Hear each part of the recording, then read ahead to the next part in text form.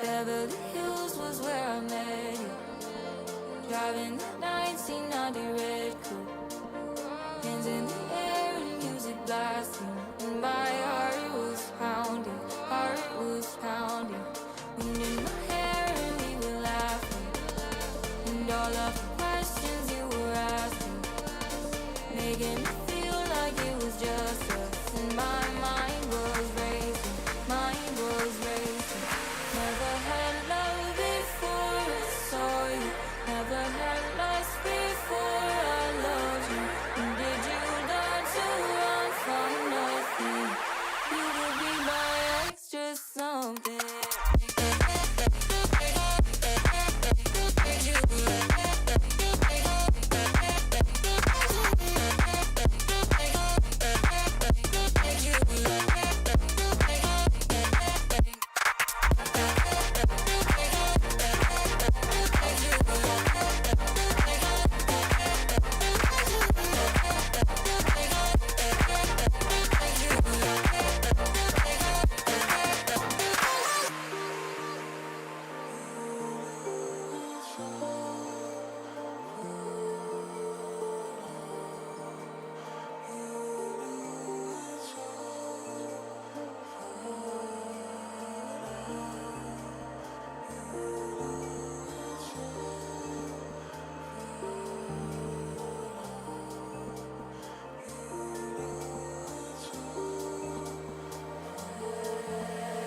Just you and me here in this motel, wishing that we wouldn't grow older. We had talks on Sunday morning, with your arms around me, arms around me. Wanted to stay here in this moment, try to stop time until it's frozen. You had me falling from the first look, and now you've got me, you've got me. Never had love before I saw you. Never had lust before I loved you. And did you learn to run from nothing? You would be my extra something.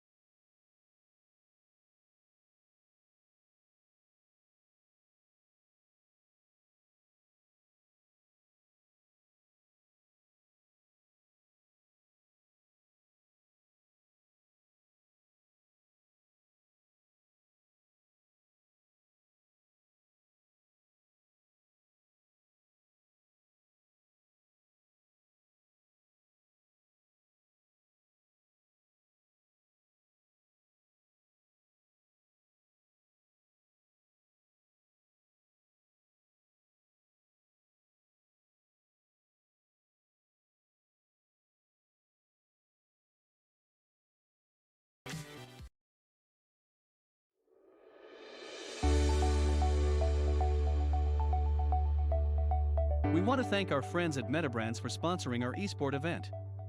Metabrands is a metaverse resource DAO that provides instant exposure to the top-performing NFTs, play-to-earn models, and player-owned economies.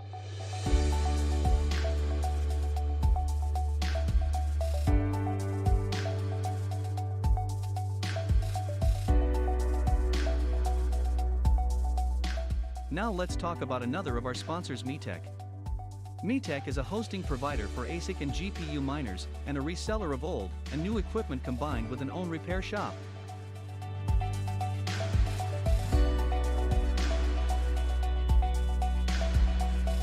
And now we bring you one of our sponsors, PIVX. PIVX is financial security, protecting your wealth and privacy through its cutting-edge proof-of-stake blockchain.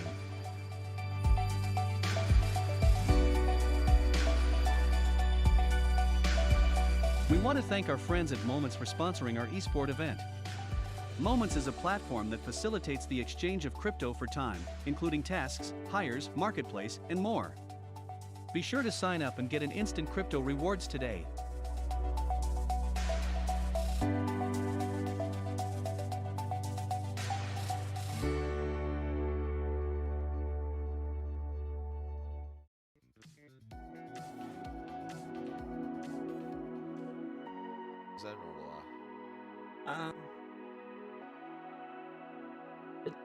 What do you want to do? Oh, we're live. Hello, everybody. Oh, hello. Let's forget who's bringing who in. Bring it all in. What a start! Yeah, that's the perfect start. The perfect start. Hello, everybody. Welcome to Stakecube Esports and the Christmas Showdown 2021. My name's Grafman. That is Fox over there, and we are ready. We've had our group stages out of the way and done with right here on stream. We're going to see the semi-finals, the third place match, and the grand final for today, Fox. How are you doing? I know it's really early down under for you right now. I'm fine. I'm fine. That's normal. Got my energy drink. I'm ready to go. And I mean, I love these tournaments. I really do. I did the last one, and you find a lot of deep kind of bubble talent in Europe a lot. I mean, some of the talent that we saw last time, last tournament in the fall tournament was really good, and I'm really excited to see, hopefully, some of the same action today. Yeah, hopefully so. Let's talk about our first game of the day. It's going to be the Jungle Juicers versus Dunno Chief. I don't know Chief. I'm going all Australian. You're turning me into an Aussie already, mate. I don't know, mate. Don't know, Chief.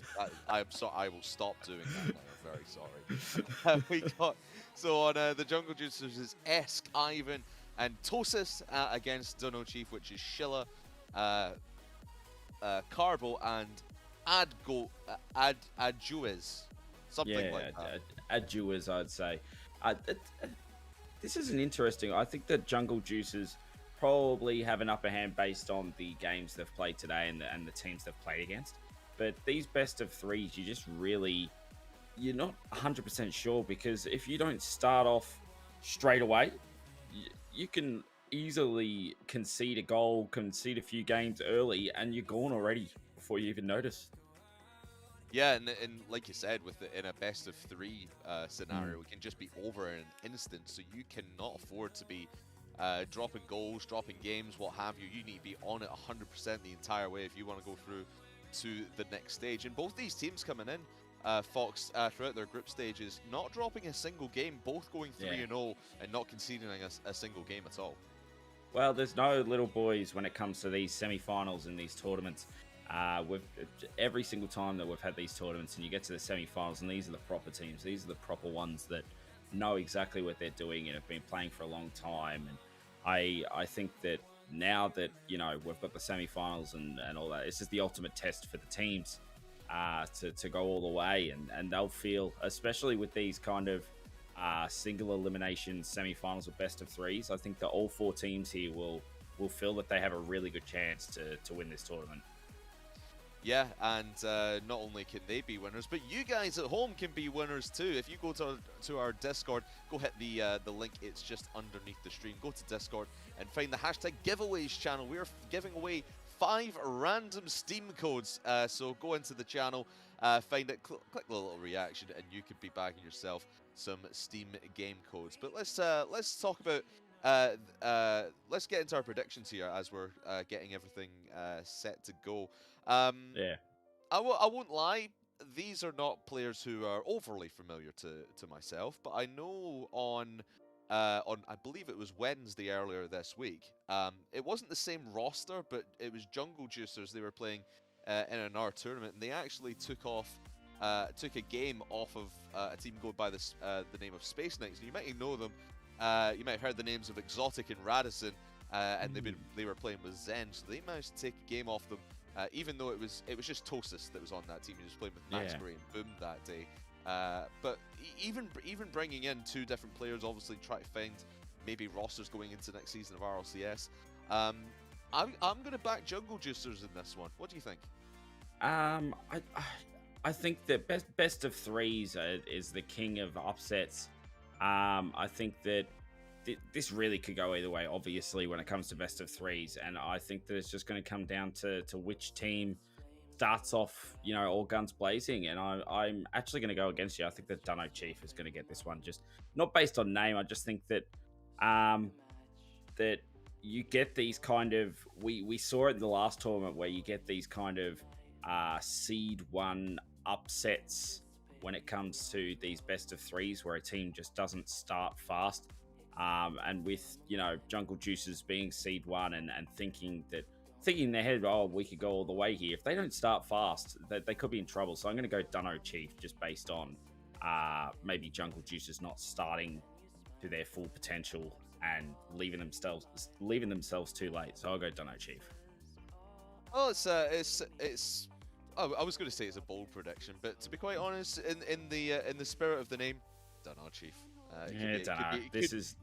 Could be either one of them. Yeah, this is absolutely just a coin toss in terms of luckness. I would say on our part, I wouldn't be putting money on it, but I think that Dunno might be able to go all the way. But we'll see what happens with that. And speaking of going all the way, let's have a look at the bracket before we get started with today's action and see where these 4 teams lie in terms of just their positioning on the bracket and where they're going to be. And you can see that we have that first game that we are going to see with Dunno Chief and Jungle Juicers. Of course, everything today being a best of 3, and then Ducks Vampy afterwards, which was going to be quite the fight, actually.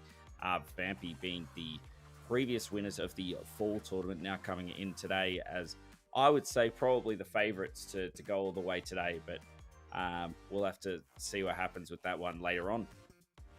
Yeah, of course, and we'll talk about that a little bit later on when we have Vampy versus Ducks. And obviously, coming into a tournament like this where you've just won the last one, you want to defend your crown to the bitter end. So it'll be interesting to see what they can pull off in our second semi-final. But I believe we are just about ready to get things going in this semi-final. Yeah, we're just waiting on a few players to get in and all that stuff and everything else. It wouldn't be a tournament without. It wouldn't be a caster tournament without some kind of technical issue. But it gives us more time to talk about this tournament in general. And I really do like these type of tournaments when it comes to these. Not even, I'd say, below the bubble tournaments where they get just a little experience of what can be in terms of if they can become a good player in the future. And we saw some brilliant players in the previous tournament that have a few of them have gone on to better things. And I mean, this Vampy side last time went all the way, and it was the same side then, and they're back again. And it really is kind of like a trial of being able to play in these tournaments and get used to the feel of these tournaments as well. Yeah, exactly. And like you said, a lot of these, like you said, below the bubble players maybe not all of them have been on a stream before. Maybe they don't have this experience of having their games broadcasted or anything like that, and going through the process of that. But of course, like every pro starts somewhere. These guys are, I imagine most of these guys are still quite young, so they've still got a long way to go in their Rocket League careers. And you never know. We might be today. We might be watching a star of the RLCS in the not too distant future. Yeah, and that's exactly it. Without these tournaments, you wouldn't have teams coming up. It'd be the same group of 8 or 16 that we see in Europe and NA and other regions as well. Without these tournaments, you don't get the experience and the airtime to kind of show off your skill for other players. Whether or not they stay on the same team or not is another thing, but just being able to show yourself to potential scouts in a way, and also use, I mean, if I was a player, I was a player once, but being able to use your pop-offs as a means of putting it onto your CV or your resume is also kind of important as well. Just your individual plays also helps. Yeah, gotta get those clips for the montage and send it over exactly. to Team Liquid, because I hear they are looking for players these days. Well, I don't know Looking if for players all the time. They seem to change every 2 days. Maybe Vitality come up, who knows? Yeah, Vitality, yeah. That's a story for another day. Let's talk about what's on the line as well. And I mentioned about these players never really, getting on broadcast before. And of course, like there are tournaments here and there. You may get $50 here, $100 here. Today, yeah, you're still playing for that kind of money. You're $200 for the overall winner today if you make it to the grand final. So basically, if you win this game, you get $125 guaranteed. Could go up to 200 if you win the whole thing. But it's not over yet, because we do have our third place match. So if you lose this one, you go into that third place match. Winner of that one gets $75. So $25 each. I mean, it's not bad for an evening in Rocket League. Yeah, I mean, and at the end of the day, I mean, all you got to do is win a best of 3 as well. Just win that best of 3 to start off with. Get that game won and get yourself a bit of momentum. And any team really can go ahead and get themselves into the final that way. Momentum really makes a big difference in terms of just being able to, you get that first game in the best of 3, that momentum starts. Not only that, but then you don't have to worry about later on losing that best of 3 and then later on playing a best of 5 just to get some cash. That's a bit, in my opinion, you're playing for more in the third place match than what you are in the final. In a way, you want to get that, you want to be able to get paid for something that you're working on and everything else. Nobody in this tournament wants to come fourth. No, definitely not. And I mean, like you said, you made it to this stage as well. All you need to do, at least in your semi-final, is win 2 games, and you're guaranteed a piece of the pie. You're guaranteed a bit of money for just coming along here and competing. And that's, at the end of the day, that's all that the players will probably tweet saying, "Oh yeah, won the Stakecube Christmas Showdown, man, I love that." And then who knows, you might get some tasty clips out of it. Stick it on the subreddit afterwards. Yeah, I mean, and that's at the end of the day, that's all it's about, is just showing off. I guess just showing off to your mates and show, look at this. I won $200 playing Rocket League. You know what I mean? It's like and in a best of 3 as well, to get yourself into it is pretty easy money at the end of the day. I love these tournaments because they're so quick fire. Just best team doesn't always win, so it's always exciting. You get those best of 7s where it's like, best team usually wins those, 9 times out of 10, barring some kind of luck. But, a lucky, post hit, a couple of big saves, and those are a goal in these best of 3s is actually bigger than a best of 7. You're not going to get many goals in these best of 3s, and any kind of pop-off play is pretty big. So we're ready to go. We are finally ready to go after all that. And finally, we've got ourselves the Christmas Showdown. Yes, we do. Teams are ready on the field. Let's get this show on the road. A best of 3 between the Jungle Juicers and Dunno Chief. Jungle Juicers in the blue side, Dunno Chief on the orange, and it's going to be Shilla making the First save attempt there, it goes well, but Tozos right up on that backboard was maybe looking for a drop down. Yeah, that was... No Chief right as it start. Here comes Sheila for a shot, but won't get through Esk. Yeah, it was nearly a big chance just to start it off. It looks like definitely the orange team has started off the fastest, and there it is. Big goal to start us off, top corner, just off the back post by Carbo. Very well played. And Tossis was just in one of those awkward positions where there was nothing he could do there, and he did nothing but watch the ball go into that top corner. Yeah, you just have to sit and watch that one go down. Yeah. And early pressure from the Jungle Juicers is not rewarded as they concede their first defensive play. Let's see what else they're able to do upfield though. Is how did we say we were going to say his name? Adgoez? Yeah. Adgoez. Yeah, Adgoez, I'd say it is. Adgoez. Yeah. Call him Bob. I mean, you know, Call him Bob. I'm an Australian. We don't have much of the vocabulary, so you know, just being able to. As Carbo gets that one as well, and all of a sudden it's 2-0, and it's been quite a fast start from Carbo and Sheila, who have just been popping themselves off. One passes it to the other, and the other passes it to the other, and 2-0 a minute in, and that's the fast start you need in these best of threes that I was talking about. Oh, for sure. And that was a great fly up there from Cabo as well, just air rolling himself to get in the perfect position for that. And again, Jungle Juicers get a little bit of offense in, but they concede this possession quite easily, and that's going to be a free net for Cabo to get the third. Well, it's just domination to start us off, and it seems like they're just a little bit faster in terms of, that's a brilliant play from Carbo. He jumps in front of Sheila, who also would have had a good chance on that shot, but he backed himself, and I mean, it's been all done from the start here. It's been a very, very fast start. You can definitely tell the difference in. There's just a slight difference in aerial speed between the two teams, and I mean, the 3 goals to start off this game is a very, very fast start and probably well justified.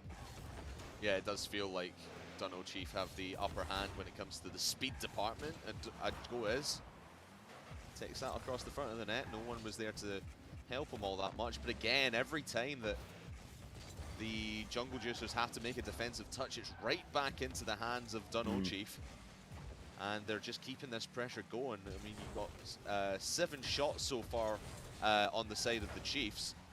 Meanwhile, Jungle Juicers only have the 2. Yeah, it definitely seems like there's a lot of just attacking pressure, just that, not even attacking pressure, more like positional pressure, where Dunno seem to, even if they lose the ball up forward, they've got a player putting pressure on like that, and it creates a lot of pressure on these defenders to get rid of the ball compared to allowing them to get to the half with no issue. They're definitely putting a lot of pressure off the ball as well as on the ball. You can definitely see it. And they're running away with this one so far. Half the game gone, half the game to go. And it's a 3-0 lead. And like you said, Fox, it's all about that quick start. And can Jungle Juicers try to break themselves back into the orange half? Because they've really not had any really good chances so far. Off the backboard does go Ivan, and Tossis did well to try and follow that one. Oh, demo in front of net. Could be the shot for Ivan, but Sheila positioned himself so well in net that nothing was getting past him. Yeah, this is just the classic story that I said before about you've got to start fast in these best of threes, and that's exactly what Dunno did. They went all guns blazing at the start, got those 3 goals, and from there it makes it very, very hard. And Carbo gets another and gets himself a hat trick, and that, I mean, that's probably what the story has been at the moment. Is Carbo in the air seems to be faster than anybody else, gets those open shots, and it's 4-0 with less than 2 minutes to go, game 1. Yeah, you feel Jungle Juicers are just giving Cabo that much respect in the air that they just do not want to challenge him. But at some point when you're, well, when you were 3-0 down, now 4-0 down, you've got to be a little bit aggressive, you know, take the fight straight to Dunno Chief, and especially Cabo, like you mentioned. He's got 3 goals, like you said, and off of the 5 shots, so really high shooting proficiency. Well, let's see what Jungle Juicers can do upfield as S gets it past one, but straight into the hands of Sheila. And that's exactly what Dono Chief have been doing so well, just taking this possession right back in their favor every time. Yeah, and that's the pressure as well, is that every single time they do lose the ball, there's nothing that this squad can do about it. They just get rid of the ball straight away. And as soon as they've gotten rid of the ball, Dunno is straight back onto it and able to create another attacking play because of it. And not only does it create another attacking play, but it also takes time off the clock as well. Gets rid of that pressure, the time pressure. I mean, now there's only 45 seconds left on the clock because they've had so much possession of the ball. So not only have they gotten goals from this, but they've been able to wipe off that time off the clock, and now it's practically impossible. Yeah, looking ahead to game number 2, you really feel that Jungle Juicers, maybe even just getting a goal out of this game in the last 30 seconds, would at least put a little bit of momentum in their stride and give them a boost of confidence going into game number 2. But I do not think Dunno Chief are going to let them go that easily. First one, a little bit of a blowout, but it all came from that hot start in the first minute or so from Dunno Chief. They got the fourth a little bit afterwards. And S does get a goal to go on the road with, but it's still going to be a Dunno Chief win. That's a good goal. He was up in the air for quite a bit there and was able to get that one in, and that would give him a minor bit of confidence as well coming into game 2. Maybe they know that that this one got away from them and they're able to get back in game 2. But overall, this has been a pretty solid first game from Dunno in terms of just defensive rotation. I know that they did score 4 goals, but there was no real panic at the start for this Dunno Chief team. It just seemed to be all, especially from the start, it seemed to be all Dunno Chief, but they were able to early get the goals and then take the time off the clock without having to worry about anything else coming in. So it was well done, not only attacking wise to get those goals at the start, but then to be able to take the time off the clock without conceding anything as well was also well done. Yeah, it was just all aspects of the game so well played from Dunno Chief. I mean, you see on the stat pages there that Jungle Juicers, they had 8 saves total, but that came from the absurd amount of shots that Dunno Chief were just able to crack onto their net. And like you said, Fox, and we'll keep saying it, the hot start, because they scored 3 goals in the first minute or 2, it was just impossible for Jungle Juicers to get themselves back in it, get a foothold on this game number 1, and now all to do in game number 2 if they want to stave off that third place match. They want to get themselves into the grand final. They've got this match to survive, and then maybe a third afterwards. That's a good dribble there, nearly got to it, but that's exactly it. They want to get this first goal here in their eyes. They want to get themselves back in this series. And I mean, this is what happened in the previous tournament.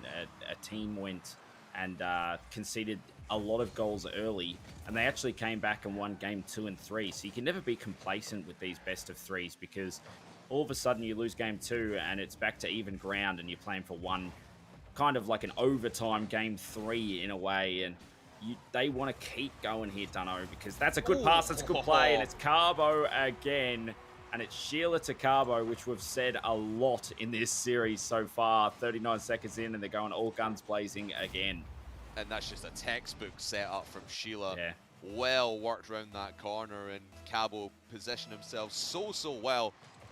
And again, just the defense really not expecting this fast style of play, or well, they should be expecting it. It's rather more so that they just can't play up to the level that Dunno Chief have. Here comes the infield pass towards a Doges, and will not be sanked to the back of the net. S does get a hand on it, and right back upfield, looking for a really quick counter-attack. Not seen that too many times from the side of Jungle Juicers, but I think these quick counter-attacks are exactly what they need to get their offense flowing. I was about to say that. If they're going to get back into this game, they can keep playing the way they have. Their defense has been pretty solid other than the goals they've let in, but they need to start finding these quicker attacks, finding a quick pass, just getting a player at 2 or 3 seconds up earlier, just to create some kind of like a cheeky NFL play in a way, where you've got the wide receiver. It's the same type of play in Rocket League, where you get that player up forward quickly and try to create a play early before anybody else gets there, just to get something going on this attacking side. Yeah, there's no offside rule in Rocket League. So might as well just have someone poaching the goal all the time. Or, well, maybe not all the time. You know what I mean. Yeah. No VAR to cancel goals. Nothing like that. No referees. No referees, no instant replay. It's all left on the pitch. If there was referees in like Team BDS games, there'd be issues. There'd be yellow cards and red cards everywhere. Oh dear. Oh dearie me. Oh, has Tosa's got her Oh, lane that in one's here, come though, down. hits the Ooh. crossbar. And the fourth man for Dono Yeah. Chief, the woodwork coming into play. It is Jungle Juicers getting a little bit more offense in here, Fox, but they just can't seem to hit the target. Yeah, this is better from the lads. They've left it a bit late, but they can get that goal just to get themselves back into this series. There's definitely a chance. They're looking a lot faster. They're getting their chances going, but Dunno's looking very solid in terms of changing their play up.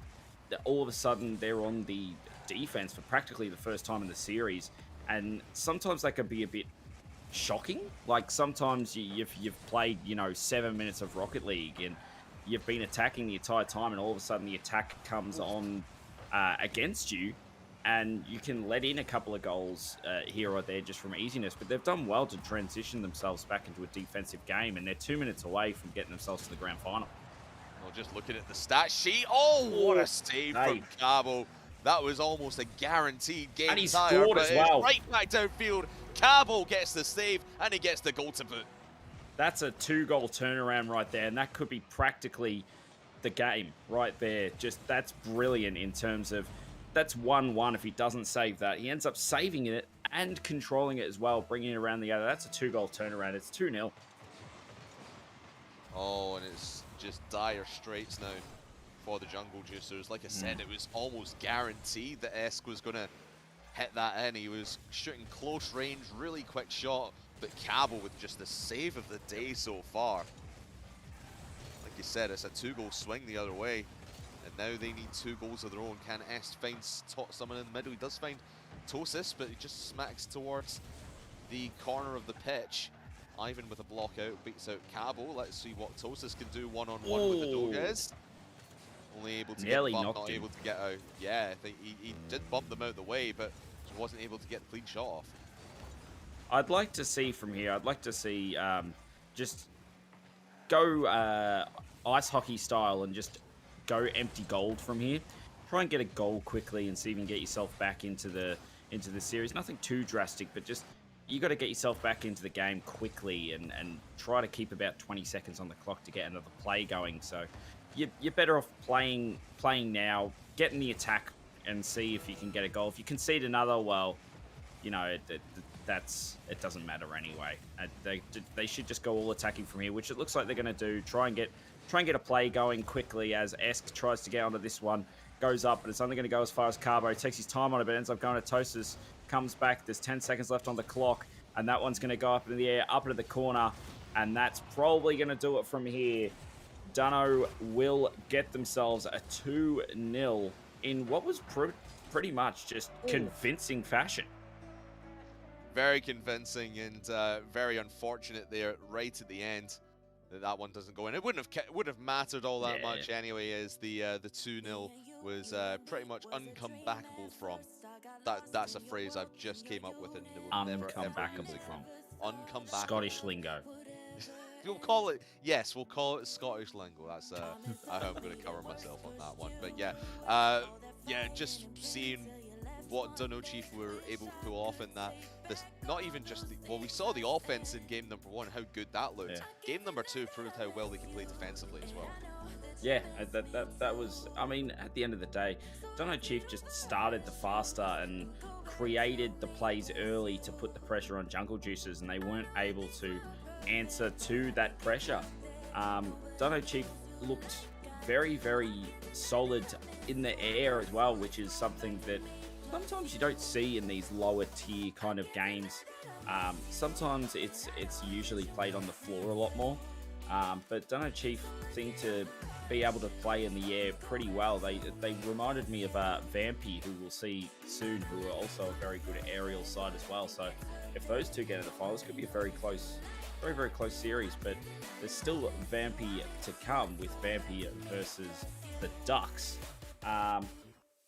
yeah, they've got to get through one before they get through to Dunno Chief, and we'll have to see very soon what happens there. Yeah, we'll have to wait and see. We'll get that one set up for you in just a moment. I'm not. Are we going to break, or are we going? We are just going to go straight into this this semi-final game. So, Vampy versus Ducks, as you mentioned earlier, Fox, the reigning champions of the last Stakecube Esports tournament, and they've got themselves to the semi-final matches. But we are actually going to take a small break. We'll talk about this game in just a sec. Come back and you'll see it live.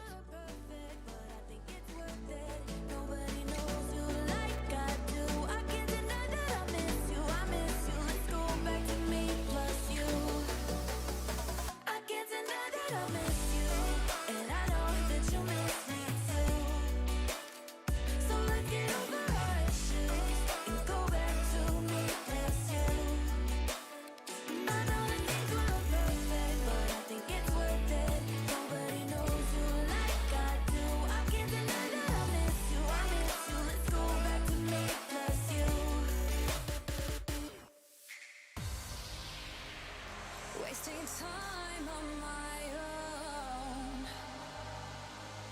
All the places that we go. All this pain builds within. Footsteps fade, what could have been?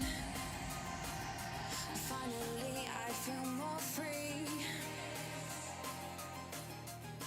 The end of you and me. Let it go, let it be. My heart belongs to me. My heart belongs to me. You're never gonna let me go, and I will never let you go. And now I'm feeling stronger, feeling stronger. You're never gonna let me go, and I will never let you go.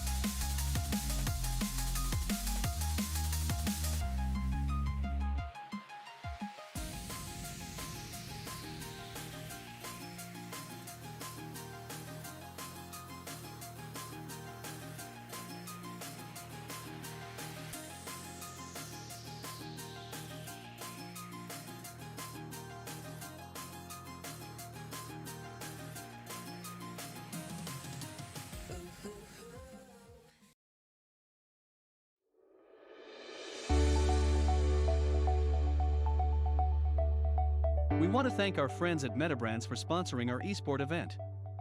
Metabrands is a metaverse resource DAO that provides instant exposure to the top performing NFTs, play-to-earn models, and player-owned economies.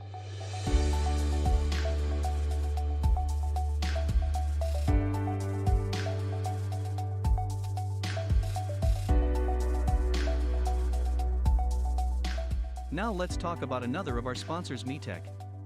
MeTech is a hosting provider for ASIC and GPU miners and a reseller of old and new equipment combined with an own repair shop.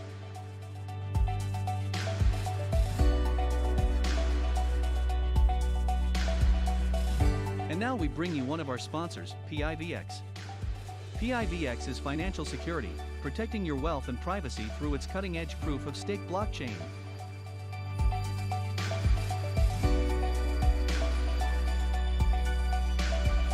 We want to thank our friends at Moments for sponsoring our esport event. Moments is a platform that facilitates the exchange of crypto for time, including tasks, hires, marketplace, and more. Be sure to sign up and get an instant crypto rewards today.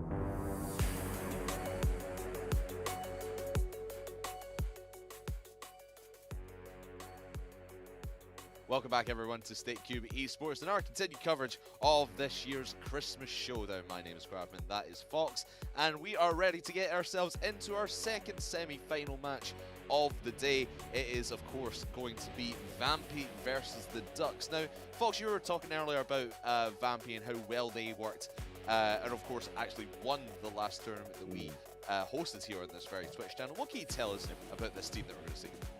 They're very team-orientated. They're one of those teams who, yeah, they've got individual pop-off factor, but most of it is just made from counter-attack and just being able to pass the ball perfectly into an area that is always going to create pressure. I really do like this Vampy team. I said it the same in the last tournament that they probably should be really looking into that kind of bubble just below RLCS factor teams. They really do look, for an EU side, like they do look like a proper top 32 side, and I mean the EU being such a big region and the amount of teams and stuff like that, this Vampy side could give some of these, top 8 Australian sides a run for their money. I really do like the way that this Vampy side look. That's a bold claim. I mean, considering how Ground Zero and Renegades did in the major, I think they did fantastically well. Didn't crack the top 8, unfortunately, did the Aussie boys, but I'm proud of them. Yeah, I bet you were. It was awesome to watch. I was really pulling for at least one of them to make it into the top 8. But hey, that's a talk for another time. But yeah, if you're saying that they can go head to head with some of the top teams in OCE, I'm excited to see what this team have to offer. And so let's talk about their opponents a little bit. Ducks, the only team out of the 4 that we're going to see today who actually ended up dropping a series in their group stage games. They won their other 2, or excuse me, no, so they only played, they only played 2 games. They beat out Fab Crimson 2-0, but then lost to KDY in their third round game 2-1. So not unbeatable are this Ducks team, but just based on what you're saying, Fox, I'm gonna have to trust your instincts on this. I mean, you were right in the first prediction. I was just way off. I'll take the L on that, but I'll back Vampy in this one. I'm gonna go with Vampy in this best 3 to get themselves in the final. I think that if I was going to make a claim at the start of the tournament, who's going to go through and win the entire thing, I probably would have said Vampy going by the teams. I love it when my webcam freezes like that for no reason. I'm just smiling on the screen, but I'm like an NFT. Get your smiling foxy NFT. But it's if I was going to make the claim at the start, I definitely would have said that they're probably going to win the entire thing today. Get going by experience with these guys and how well they've been playing these tournaments. But that's the thing with these best of 3s. You really don't know who's going to come and start fast. I think that Vampy, I think we'll get to game 2 and Vampy should be able to finish it off at 2-0. I'll say Vampy 2-0. Vampy 2-0. I'll say 2-0 as well. I think just from what I'm hearing from you, like giving them such high praise like that. I mean, I'm excited. You better not be overhyping them. Yeah. Once you hype them up, now. they'll just fall flat in their faces. It'll be awkward now. Yeah, no, I think they should win. I think that they've got the experience in these tournaments enough to get it all the way. But I'd like to see what happens with that. But not only that, but I'm pretty sure.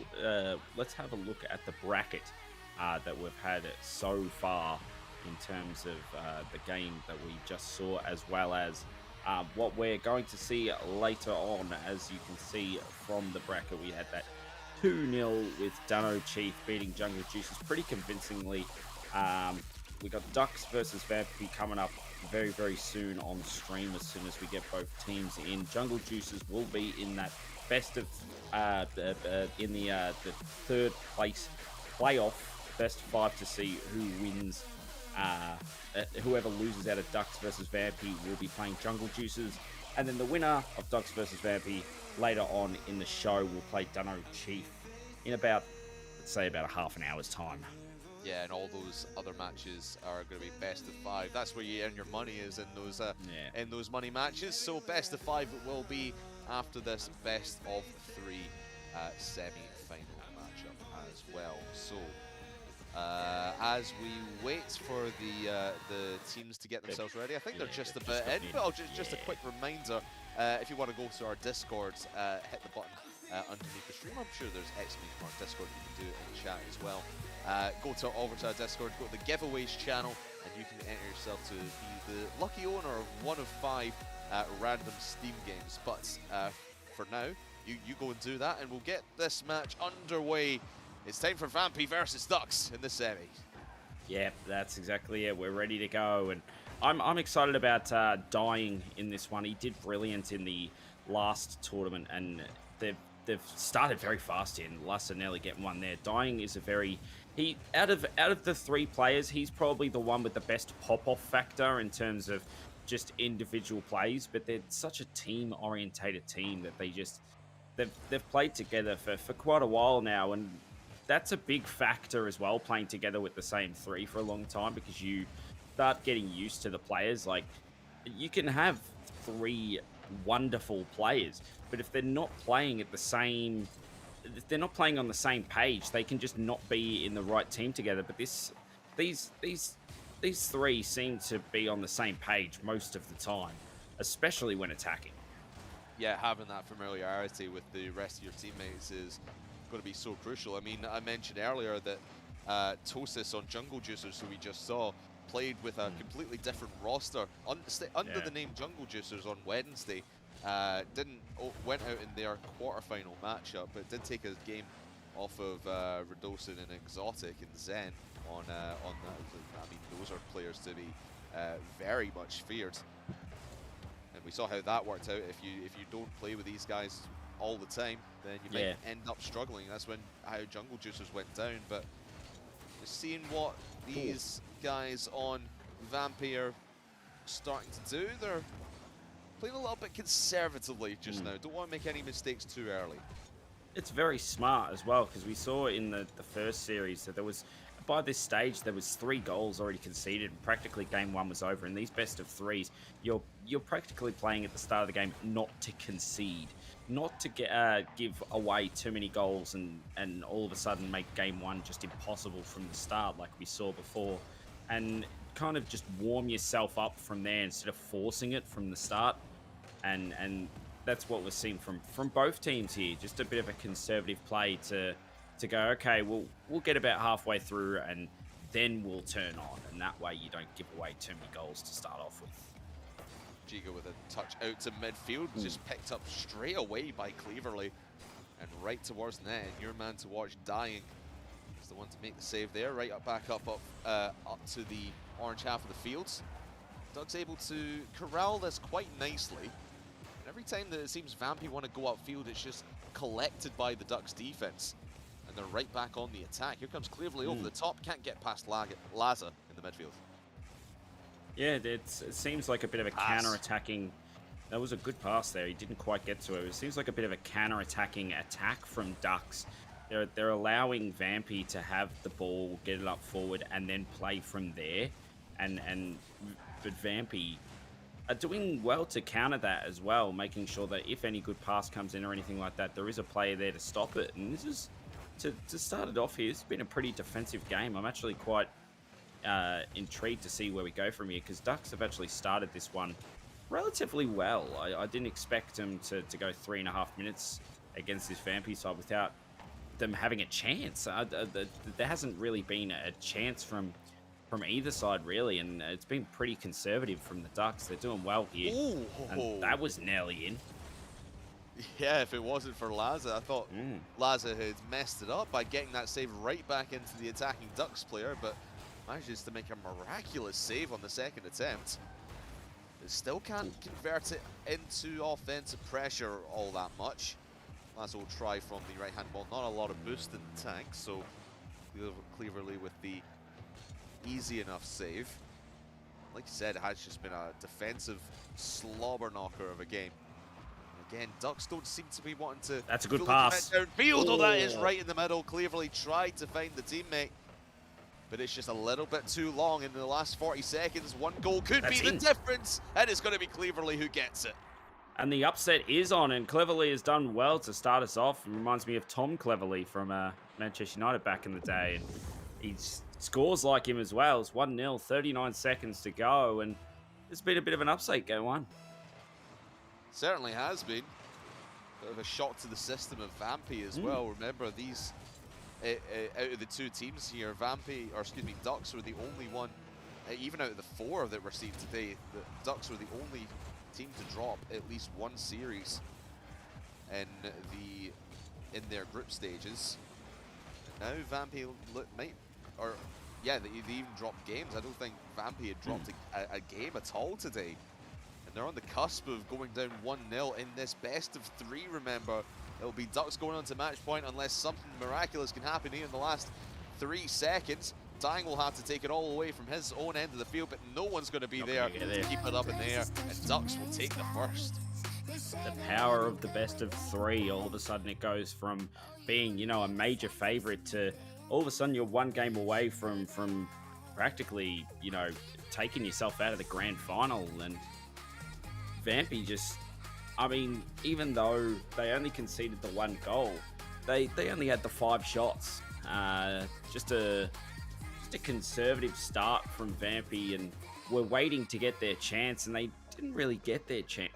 Get a chance that was grade A in that one, and it seemed that Ducks were more on the front foot, and you can see from the fly percentages as well.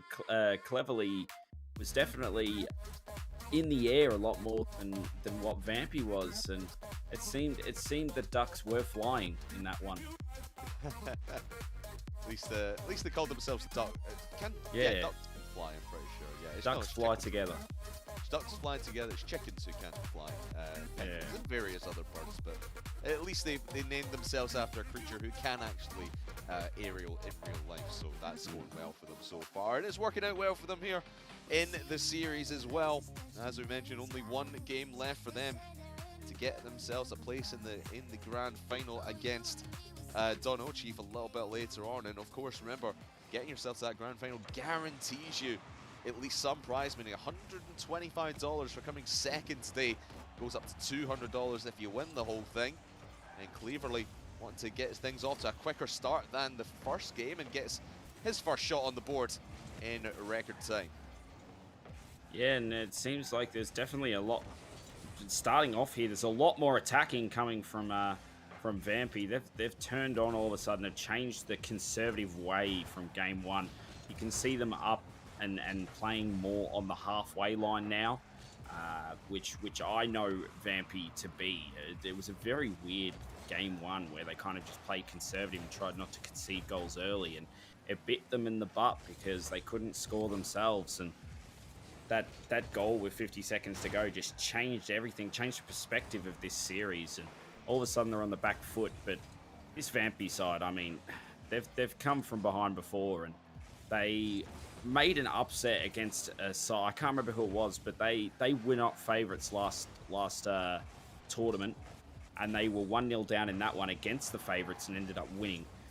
So they are a team that start late, but when they start scoring goals, they will pop off. And I mean, we've only had 1 goal in this series so far, and they need to start. When they score that goal, they will absolutely start popping off, but they need to get their foot in the door first, and this Duck side are making sure that they don't. Yeah, they're really just playing spoiler right now. That might be a chance for Jigga as he came right over the top. But yeah, it just seems Ducks, every touch that they get, it's just preventing that second, third part phase of the game starting for Vampy. They're cutting out the infield passes, the upfield passes before they can even be made, or even be thought about being made. Here comes Dying though, can't get the flip, or does get the flip reset, but not able to get a clean touch on the ball. This one will just hover in the corner of the field. Let's see what Laza, even Jigga will come flying in from afar. And to be quite honest with you, I think that was more Laza's ball to go for. Just drive up the wall. Yeah. Jigga could have got himself into a much better position there. Yeah, you're right. It seemed like maybe a communication error or something like that. One calls it, the other doesn't. But this is better from Vampy. They're finally starting to get a bit of attacking pressure and get that play going. But Ducks, once again, even though they've got that pressure on them, they're still finding ways to get rid. It's not sexy Rocket League, but it's smart. And you know, you play with what you're given and get your chances when you can. And there it is. Matt is creating the upset. And this has been a very solid defensive performance, considering Vampy have been getting a few attacking plays on, but they just can't get anything done with it. This Duck side are defending brilliantly. I mean, only 3 saves on the board total for Ducks, but it feels like they've been making more. Even the ones that aren't properly registered, as Cleverly goes from midfield. Laza with well, it was a tricky enough save. Don't want to say that there's nothing easy about that one. Yeah. But yeah, it just feels Ducks are all over this pitch and everywhere that Vampy don't want them to be. Every time they clear down field, and I mean, even the demo there by Mark taking out Dying just gives them a lot more time to spend down in this blue half and bleed the seconds dry off this clock. Well, there's 1:30 to go, and we're yet to ever have a best of 3 to only have 2 goals in the entire series. And we're 1.5 minutes from doing that, and it's just been smart Rocket League. Like, you know, you can say, oh, it's 1-0, it's 1-0, it's boring. But it's been brilliant from this. Like, look at that. Like, that should be a goal, but there's just a player there every single time, whether it be on the shot or on the pass before the shot. There's been a player to always be making it 50-50. This has been very smart play, but there it is, Dying. I said if there was a player who was going to be solo popping off, it'd be this man here, and he's finally done it. 1:05 seconds, he puts them back in the series. That is just stupendous from Dying. Pops it up himself, takes it the entire way, and they will not be shut out in this series. No perfect sweep, no immaculate sweep for the Ducks. Vampy right back in this one, all thanks to that man Dying. Can he demolish his way to the goal line again? And not quite this time. Well, Mark will take this one all the way down. Matt will try and follow. Jiggle will get demoed for his efforts, try to just block this one out. Play the man Mark, and Mark straight towards the blue net. And again, just no way through. Ever since that first one went in, Fox, it just feels like the momentum is been squarely on the side of Vampy even before the Dying goal. Yeah, it definitely seems like that. And that one nearly goes in. 20 seconds to go here, and I'd like to see Vampy try and finish this before overtime. That's what they're going to try and do here, because they do have the pressure. They've got the plays going their way. You don't want to have a cheap kickoff goal go against you in overtime. You want to finish it off now, and they're doing well here just to get some attack going. Try and get a play going before we get to overtime, and Jigga's going to try and find Lassa, and that's just unlucky. Maybe if there was a bit more time on the clock, he could have done something with it, but the ball bounced. We go to overtime, and this is nervous time for Vampy, because if they make one mistake, they're gone. Yeah, your chances of the grand final might be lying in tatters. after this overtime, or maybe might be playing in a third. Let's see how this one goes. Dying with no boost.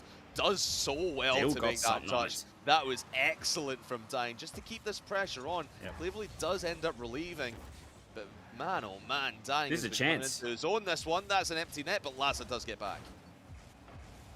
Dying and Jigger end up hitting each other as they go past, and this is going to be another chance here for maybe Matt to get a play on it. It's a pass from Mark to Matt. It's going to end up going straight to Jigger, and he's going to knock it out 45 seconds into overtime. And this is exactly it. These best of threes, this is the test right here. You score a goal on Vampy, and all of a sudden you're in a game at 3, being favorites. If you knock something wrong, or it ends up going into an open net like that one. What a save. Lassa, good save. Saves them with a chance. Keeps them in this tournament so far. And Cleverly's going to try and knock that down. 1:10 to go. We're still none the wiser. So much pressure from the Ducks, and it just seems like the defense has stepped their game the hell up. Lassa with a couple of great saves. Dying has 5 saves total in this game. I don't know where his defenses came from, but he's certainly showing on the stat sheet. Let's see what he can do as he flings it upfield into the path of Cleverly in the corner. Matt will send this down the right-hand side line, but well read by the defense. 2 men do jump, though, but Dying is there to corral it and send it right back. Well, at least he was trying to ping it back downfield. But again, Cleverly's got boost here. Holding that, he does have boost, but not a lot, and Jigga had more. Matt goes up, tries to get another play onto it, gets something going. It's been all attack from Ducks in the past minute or so. Just Ducks fly together. That's exactly what they're doing here. Dying onto the wall. Can he get another touch on it? He can. He's got no boost, though. He's got absolutely none, and this can create a play because Lasso's accidentally missed that one. Goes up in the corner. Cleverly in a dangerous spot. Jigger gets rid. 2 minutes 20 in, and it's still all Ducks as Mark tries to find Cleverly. Cleverly doesn't go up for it. Takes his time on it. Cleverly in that corner. Cleverly again doesn't quite. Dying is just...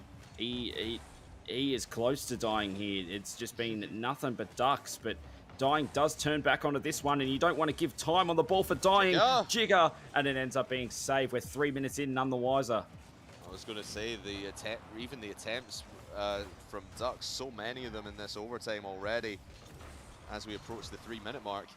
But all the chances that they've had and the attempts that they keep making just seem so half-hearted. They just doesn't seem like they've got any belief in these passing plays. They've got every chance in the world. But again, they keep the pressure on. 7 shots from Cleverly, 3 from Matt, 1 from Mark. It's been all out quacking from the Ducks, but they just cannot find that final blow.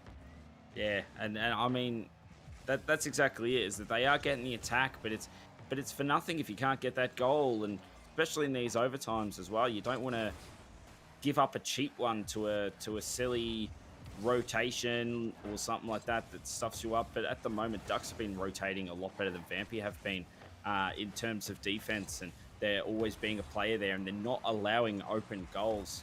I'm very surprised at this Duck side. They're playing very, very well against this Vampy side, who I thought would go all the way, but they're a goal away from ruining their chances of taking 2 tournaments in a row. We're 4 minutes in, still none the wiser. Jigger tries to hit this one up onto the back wall, and maybe here's a chance.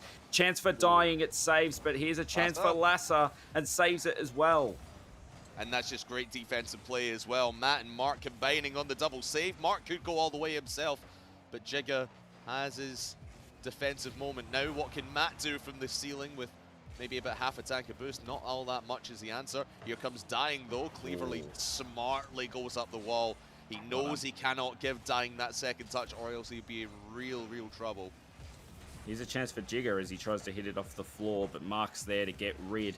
And now Mark has a chance here to get a touch on it to try and get the play going, but it ends up being knocked away. This one will go to Lassa. He goes for the big boom. Cleverly's got enough boost to get rid. We're into 2 whole games of Rocket League now without knowing who's going to win this one. And now Vampy's starting to get a bit of pressure on the ball, and this is where you get a bit scared if you're Ducks, because when Vampy start playing attacking, they get their chances. And there's Lassa right on cue. Exactly 5 minutes. We had exactly 2 games, and now Vampy, all of a sudden, from being on the brink of elimination, go back to favorites. And that is the one thing that you really could not afford if you're Ducks. Not just conceding in overtime and pushing it to game 3, but the length of time that overtime went on.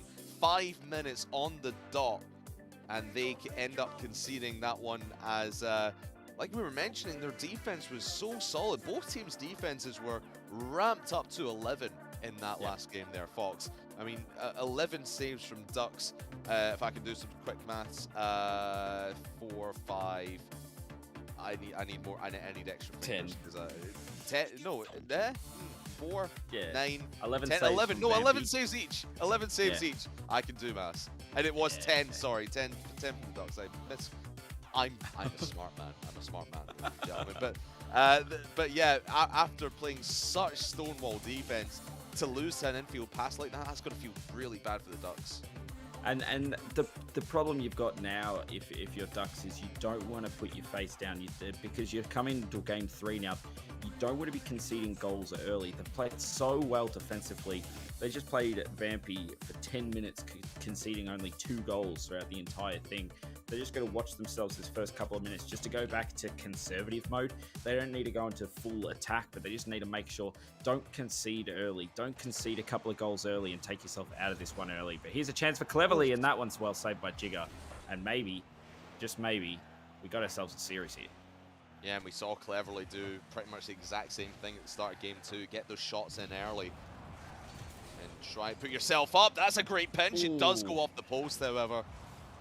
So fortunate for the side of Vampy that one they didn't concede that one in the early going. Could go right back downfield off the crossbar though, and Cleverly sets up Mark. Try to go through one, can't get it past the second. And a hot start for both teams here in the third deciding game. I was going to say play conservative, but they're doing the exact opposite. Both teams are just going all guns blazing to start us off. It's definitely a different game 3. We've gone from being conservative for the past 2 games to just all of a sudden both teams are just going for everything, trying to get that pressure going, and Cleverly tries to get a chance there over to Matt. That one's just going to be just wide. It would have been wide even if the player didn't get to it. But 4 minutes to go, and here's a chance for dying. That one's just going to be wide as Mark does knock it away in the end. It's going to be a chance for Jigger to hit it up on the back wall. Here's a chance. Lassa puts it in for a second time off the back wall, and that's a lot better from Vampy. Good team play. That's how you draw it up on the training room boards, perfectly off the backboards, and Lassa to follow it up. 1-0, the first leads that Vampy have had, I'm pretty sure. Other than the overtime, Apart from the overtime win, this is the first time that they've led in-game and have that 1-0 cushion now. They would love to make it 2-0, although you can see Cleverly coming down this right-hand side. Mark will follow up, but no threatening chance off of that one.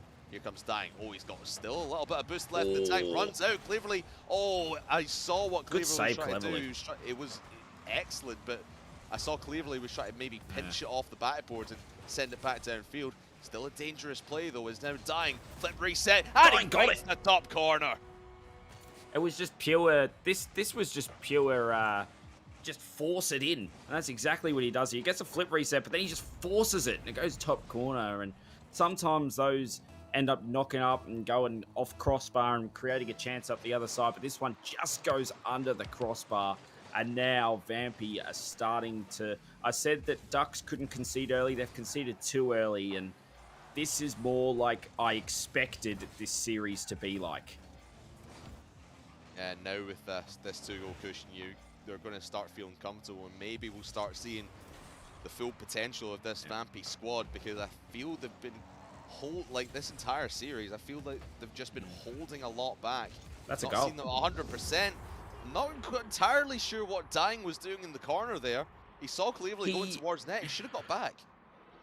He kind of ruined his what do they call that these days? That speed flip.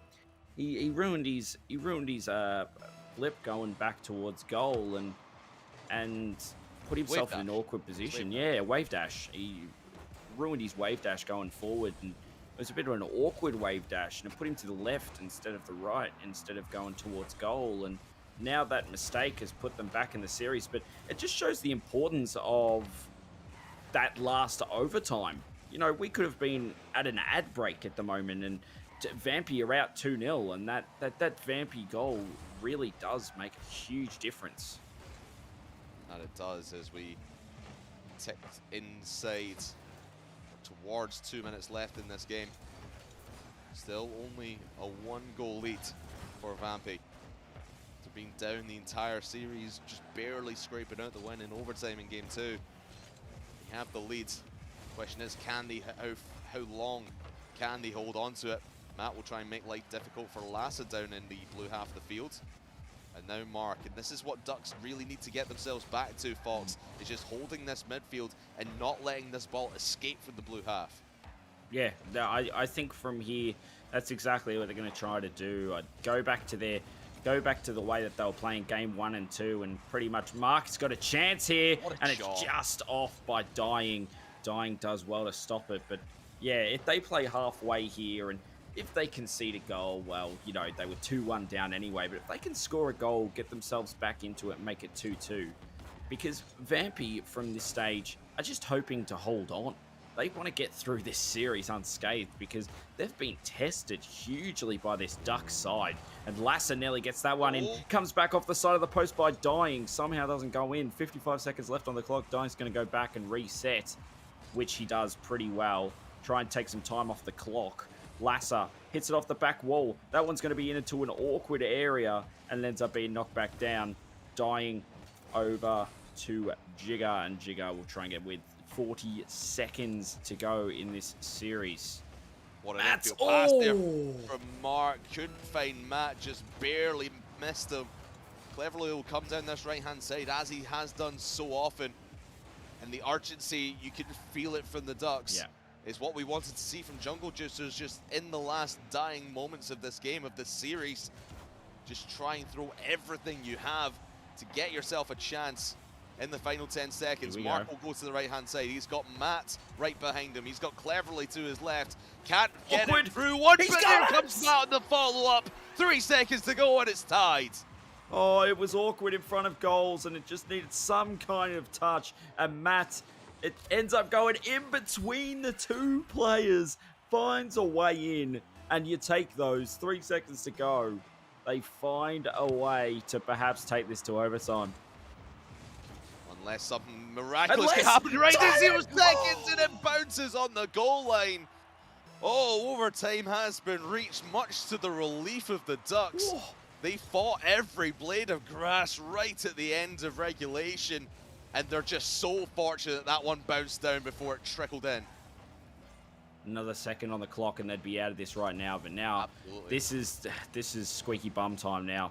Next team wins, and there it is! It's gonna go all the way! And what a way to finish it. Jigger just seeing that nobody was up there, and he just goes, boom. Yep, I'll take that one. It doesn't matter how pretty it is, just get it done. Cleverly won't be happy with that because their defensive rotation in this game was brilliant, the Ducks, and just a bit of nervousness at the end has cost them, and Jigger will just eat those for breakfast. And at the end of the day, Vampy somehow scraped themselves through to the grand final. Yeah, really seems at the end of that, even at the end of regulation when that one went in from Matt for the Ducks, it felt like, oh, maybe this is their chance, and then they could have had overtime. It might have been done in regulation. It was so close. I'd need to look at the replay just to see how close that was to going in, and how far it was off the ground, or would have been off the ground if there was maybe another second on the clock, like you said. Oh, but man, Vampy really, really got away with one there. I think, like we said, we both predicted them to get through. I did not expect it to be this close. Well played from the side of the Ducks. We'll see them in the third place game in a little bit. Well, yeah, I mean, if they play like that, they're going to win the third place easy. They were brilliant in that game. They just, well, unfortunately, in the end, they really, really put it out to Vampy and made them wake up, especially late on in that game 2. And even in game 3, I don't think Vampy expected that kind of defensive juggernaut from Ducks that we saw. They just couldn't find a way to get through. And finally, at the end, just a bit too much for Ducks to get through at the end of the day. But they nearly got themselves to a final, and I think they should be proud with themselves, because I think that was a very good game of Rocket League. And I mean, that was a best of 3, mind you. That was a best of 3, and we practically played 5 games. Yeah, with the length of that overtime, it was awesome to see from the Ducks, but unfortunately they will drop to the 3rd place game. Still a lot to play for in that one, $75 on the line that they could walk away with if they are able to beat out the Jungle Juicers, but we'll see that match in a little bit. We'll get that set up. Don't go anywhere. We'll be right back.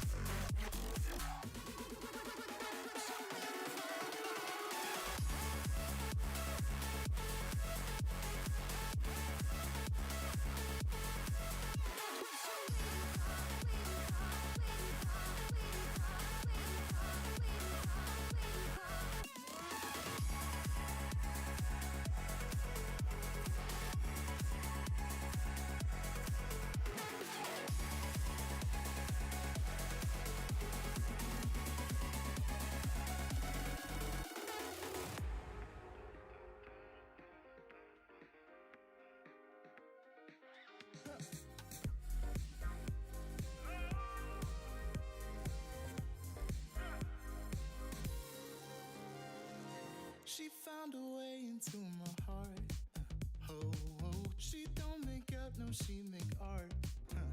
And I need a way to treat it, 'cause I keep getting high off of her. Off of her. I know that you'd be bad from the minute I saw you. But somehow I keep running back to you. Back to you. Back to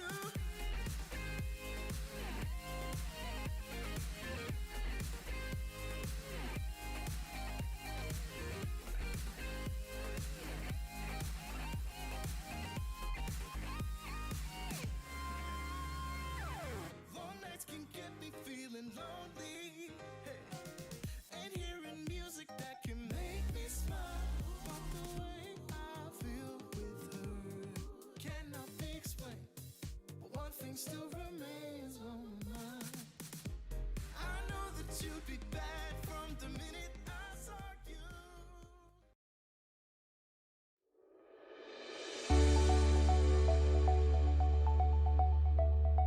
We want to thank our friends at Metabrands for sponsoring our esport event. Metabrands is a metaverse resource DAO that provides instant exposure to the top performing NFTs, play-to-earn models, and player-owned economies.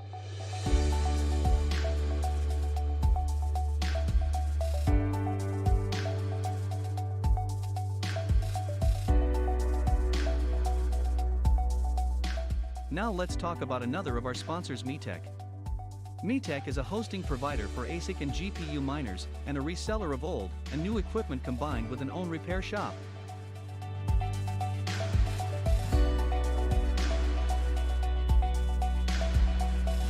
And now we bring you one of our sponsors, PIVX. PIVX is financial security, protecting your wealth and privacy through its cutting-edge proof-of-stake blockchain.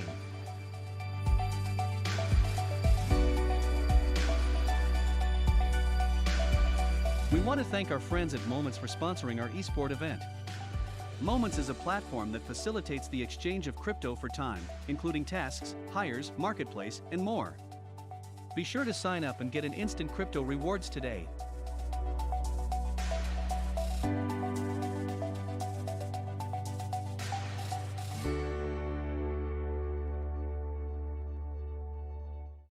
We're breaking open. Feel like our future's just begun. And all I know is that we lost time. If we stay right here, we could free ourselves inside.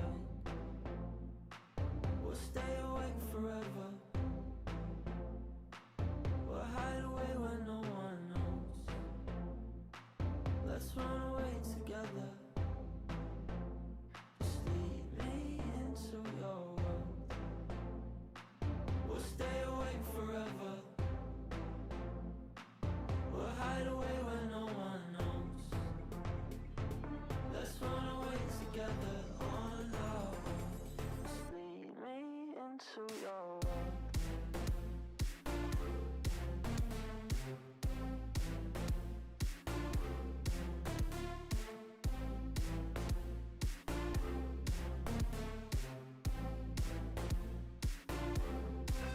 Waiting for no one. We're headed straight up for the sun. They'll never notice. We'll take these cities on our own. And all I know is that we Hello everyone, welcome back to Stakecube Esports and our continued coverage of the Christmas Showdown 2021. My name's Grafman, that is Fox, and we were going to show you the third place matchup between Jungle Juicers and Ducks. However, we had word over the break that it is Jungle Juicers, they have decided to forfeit that third place match to the Ducks. What's your initial thoughts on this, Fox? Because I know we were talking through the break there that we reckon that the Ducks would have probably won that match anyway, but I would have liked to seen it regardless. I mean, yeah, you would like to see that. It's always sad when you see forfeits. You know, it's stuff that you can't really control, etc., etc. But in my opinion, I think that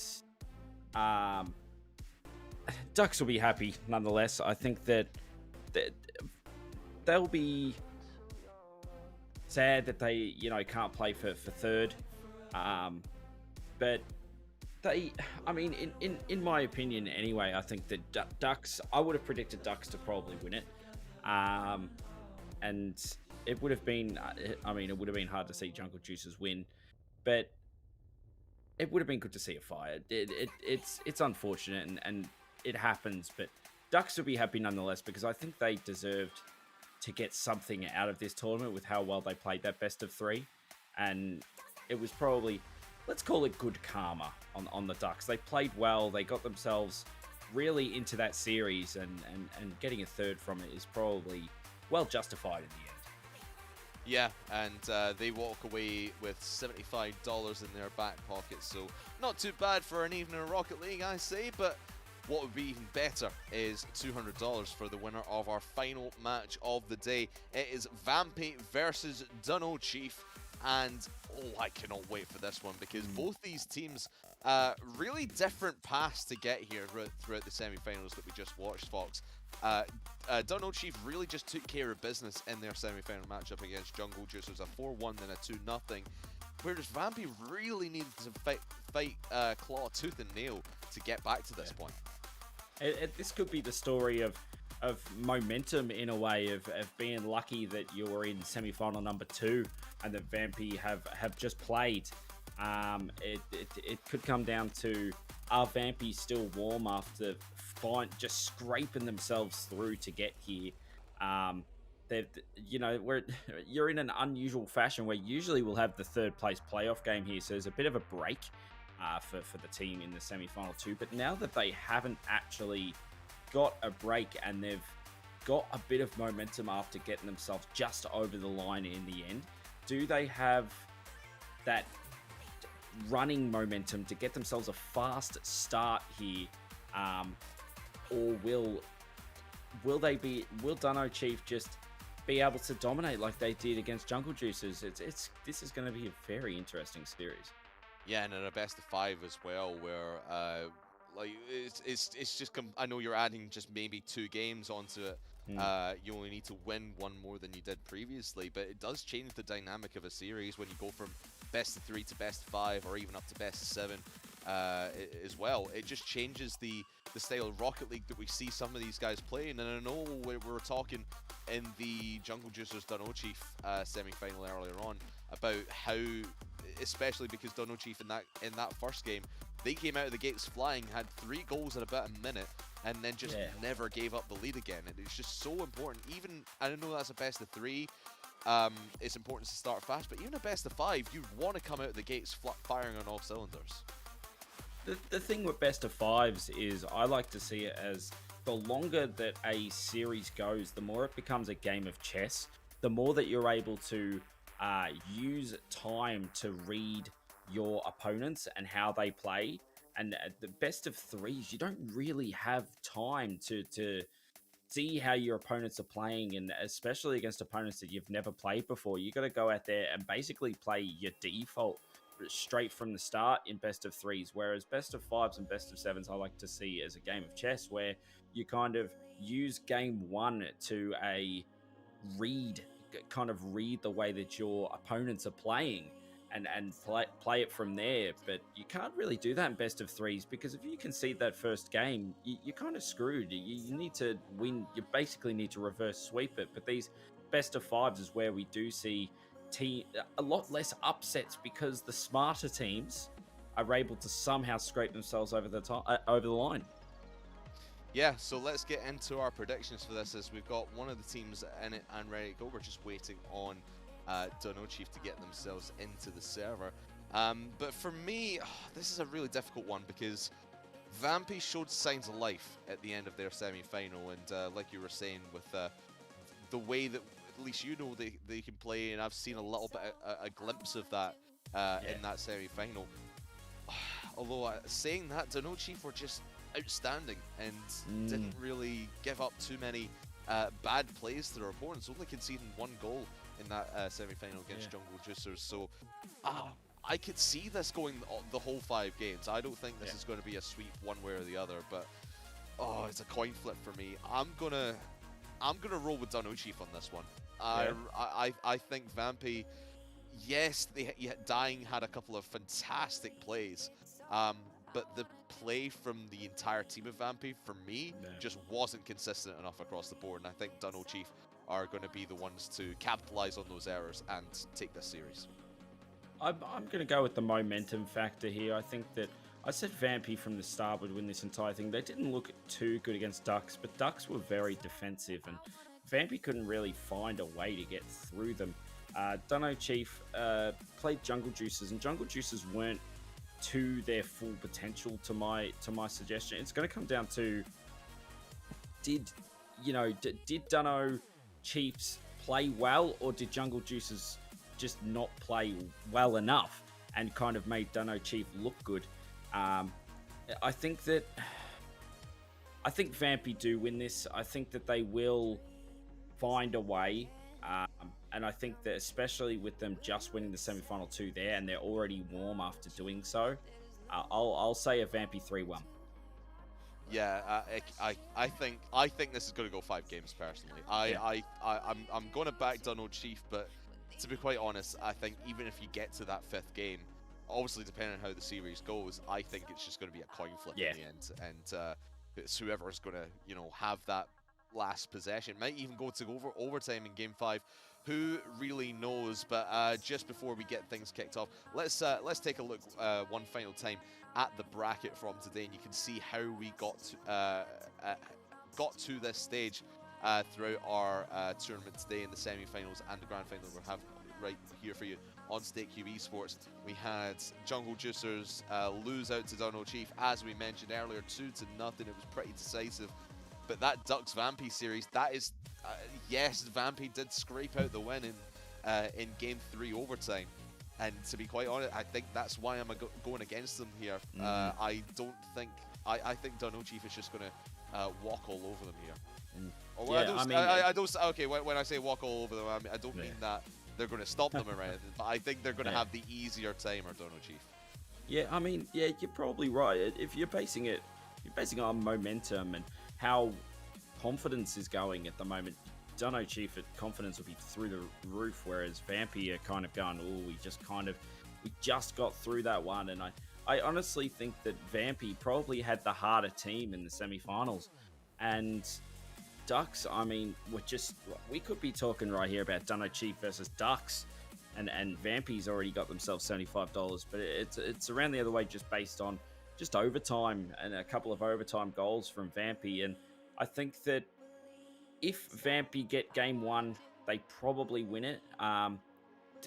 Game 2, in my opinion, is the most important one, because game 1, if the team that wins game 1 wins game 2, all of a sudden that momentum shift is just way too big, and they probably should end up doing it in 3 or 4. But I expect 1-1 after 2 games in this one. This is going to be an interesting one, and it really will be a game of chess. Yeah, and it's going to be the game of who holds their nerve and just doesn't get nervous, doesn't let the pressure of the situation, the event of a grand final here on stream, get to them. Obviously, Vampy have been here, done that, got the t-shirt, got the prize money from last time, so they're looking to defend their crown from the fall series here in the Christmas Showdown. So they might have the advantage in terms of that they've been to a grand final here at Stakecube Esports already. Whereas Dunno Chief I'm not entirely sure what their entire history is, but I don't know if they've been to a grand final of any sort before. But we'll see how both these teams really handle the pressure, and obviously with Vampy just scraping through that win. Obviously, there's going to be quite a lot of confidence from them, but I think it might have been damaged a little bit after, obviously, the first game that they conceded was the first one in the semi-final. Yeah, that's probably the story of it, is that they conceded that first goal in the semi-final. But yeah, I mean, this one will be down to a lot more down to momentum than we saw at the last one. I love how my cam's frozen again, by the way, but we'll get that fixed. That's Australian internet right there. But it really will come down to momentum in terms of whether or not they can go all the way. And that first game is going to be so important. Sorry, I thought I'd be in solidarity with you. And just you gotta I don't join know what in. position you're in, but I was like, NFTs. Yeah, it's the Foxy NFT. Get it now. It's the Foxy NFT. Get it right now while you can. Screenshot that, sell it on. Why not? And of course, like Stakecube, obviously with what they've going on with crypto and all that. I mean, that's an apt comparison, you would say. By the way, one last reminder for you before we get this one underway. If you head to our Discord, if hit the link underneath the stream right now, be taken to our Discord, and you can enter yourself in the giveaway for, I believe we're giving away 5 free Steam games, 5 random Steam games, so you got to be in it to win it. We've only got 23 entries. I mean, 5 people out of 23. I'd like those odds. Put yourself in the list. You got to be in it to win it. So go grab yourself potentially a free Steam game. So go to our Discord, the hashtag giveaways channel under the promo channel drop down thing, whatever you call it. Go there, hit the little confetti cannon emoji, and you'll be entered for a chance to win. Got to be in it to win it. Exactly. Just, that's what all it takes is one simple click. Clicky click, clicky click. Yep. Get game. Clicky click. There's a lot of things that I've said tonight that I plan on never saying again. Doing clicky click is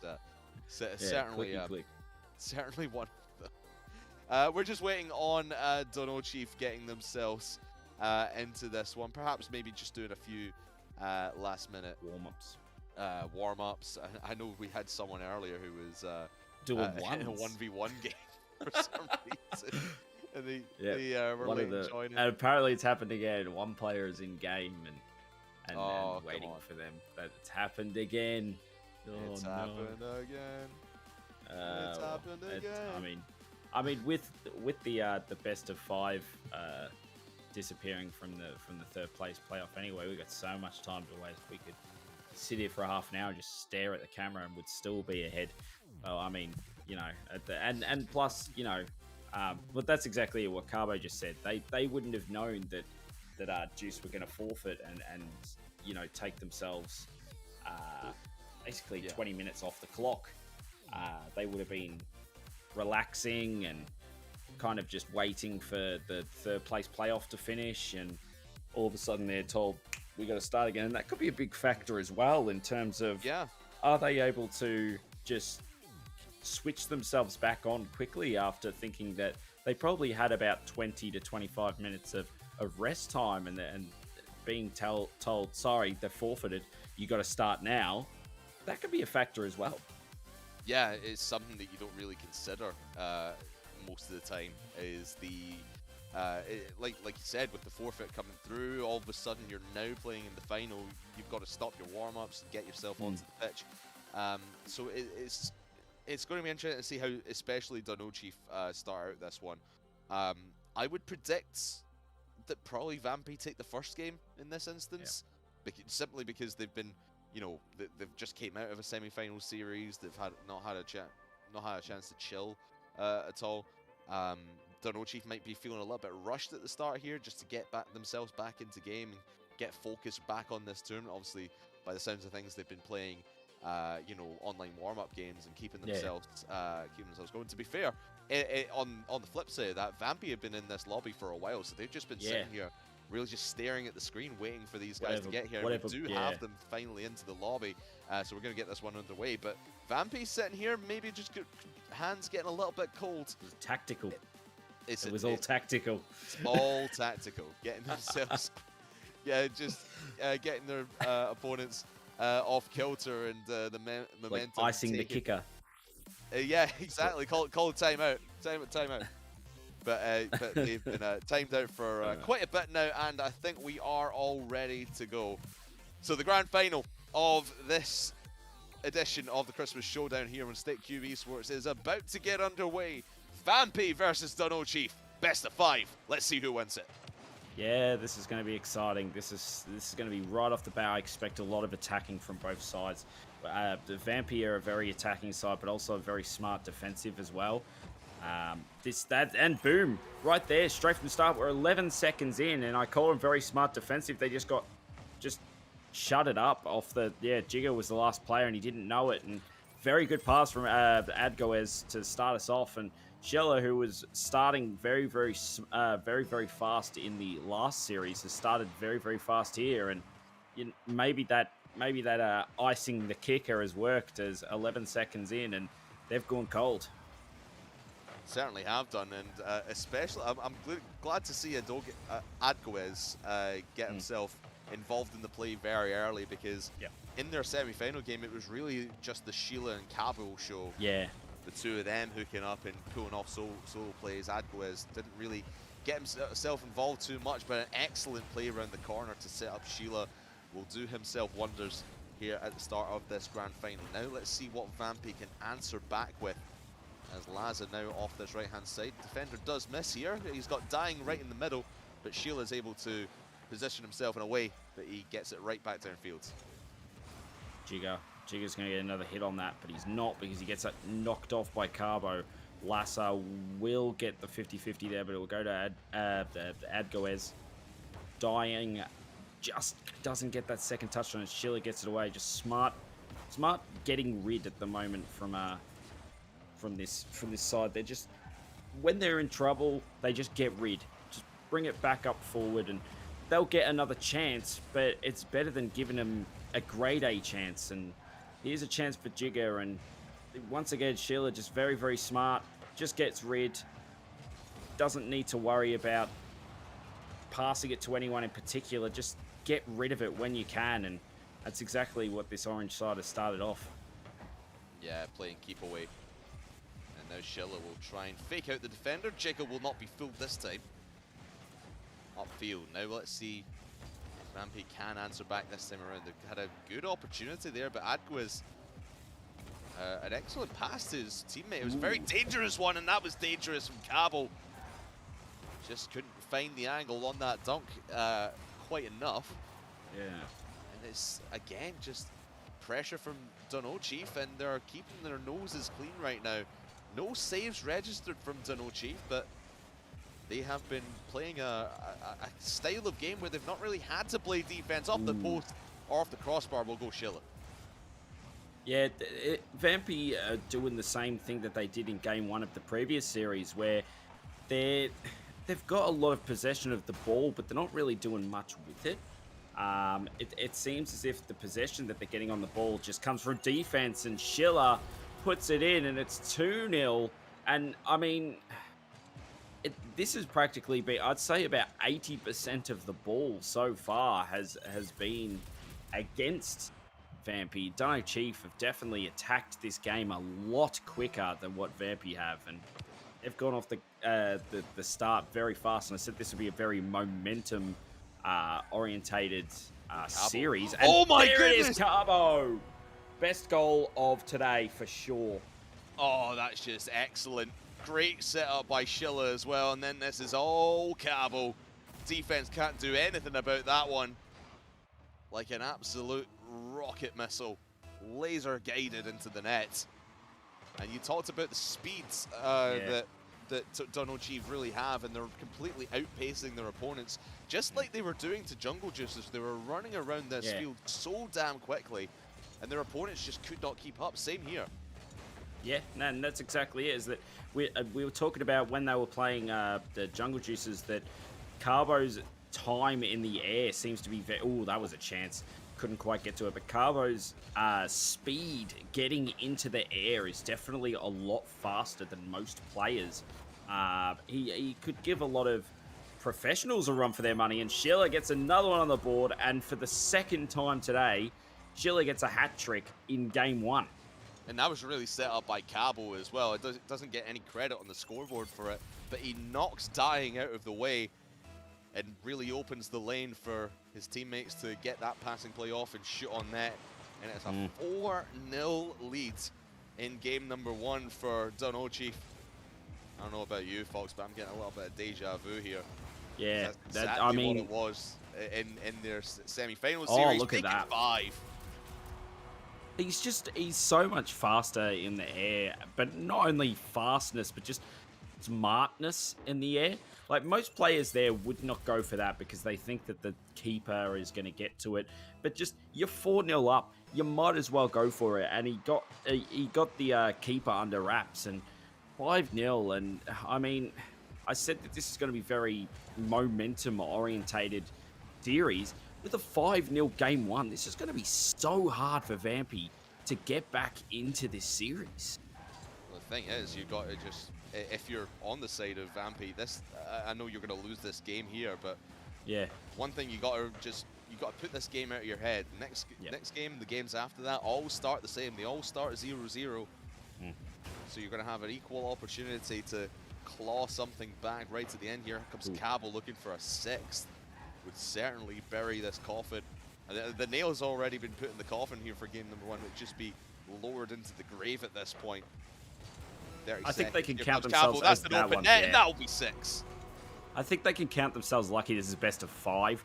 If this was a best of 3, I'd be calling it over already, because this is just a domination from all 3 of them. I mean, Adgoez has been doing very, very well as that third man to make sure that nothing silly goes in. And the other 2 are very, very smart in attack between the 2 of them. And I mean, Schiller's had 6 shots for 4 goals. And this has practically just been just a whitewash to start it off. They're about to finish game 1, and this Vampy side only have 1 shot. That they do. It's incredible to think just the way that they were playing against Ducks in the previous series. Double demo will just be adding insult, or, well, I thought it was insult to injury. It was actually Vampy demoing out Dunno Chief, but the demos don't matter. It's the goals that count, and 6 of them will go the way of Dunno Chief for an absolute spanking here in game number 1. And I mean, I was talking about, you know, Carbo being so fast in the air, and I mean, look at that, 38% fly percentage. He's in the air more than a third of the game, and that's It's ridiculous. I mean, that's quite a lot. When you think of, like, you know, you got to go around, you got to get boost. You're practically, he's 38%. He's been what, 2 minutes in the air of a 5-minute game is ridiculous. Like that's very fast. That's a lot of airtime and a lot of pressure being put onto Vampy early. And I mean, I can see why Jigga's taking his time to start this next game, because they really need to stop this aerial play that we really did recognize early in semi-final 1, that aerial wise, this Dunno side are very, very, very good in getting up fast, finding the right plays, and they're using the aerial plays a lot more than staying on the ground, that's for sure. There's another interesting thing from that stat sheet at the end of the game there. Dying had no boost 21% of the time. That is just so, like, I've not seen that stat being shown before. It's great that we're able to show you that here on Stakecube Esports. But for you to be running around the field with no boost whatsoever, and we think Dying is their best player, let's not forget that. So he should be the one getting all the boost and at least having those opportunities, as Adogas gets the first in 12 seconds off the clock. That is really going to push the momentum of Dunno Chief, and a fantastic setup by Cabo as well. They double committed the pass, and still they managed to find a way to get it to Agdoez, who still went for it. It was a very aggressive start, and it seems like this team are very good at starting aggressive and trying to get their opponents on the back foot early. And I mean, 15 seconds in and it's back to the same again, and that's why these early goals are so important, because it puts yourself back into that momentum you had in game 1.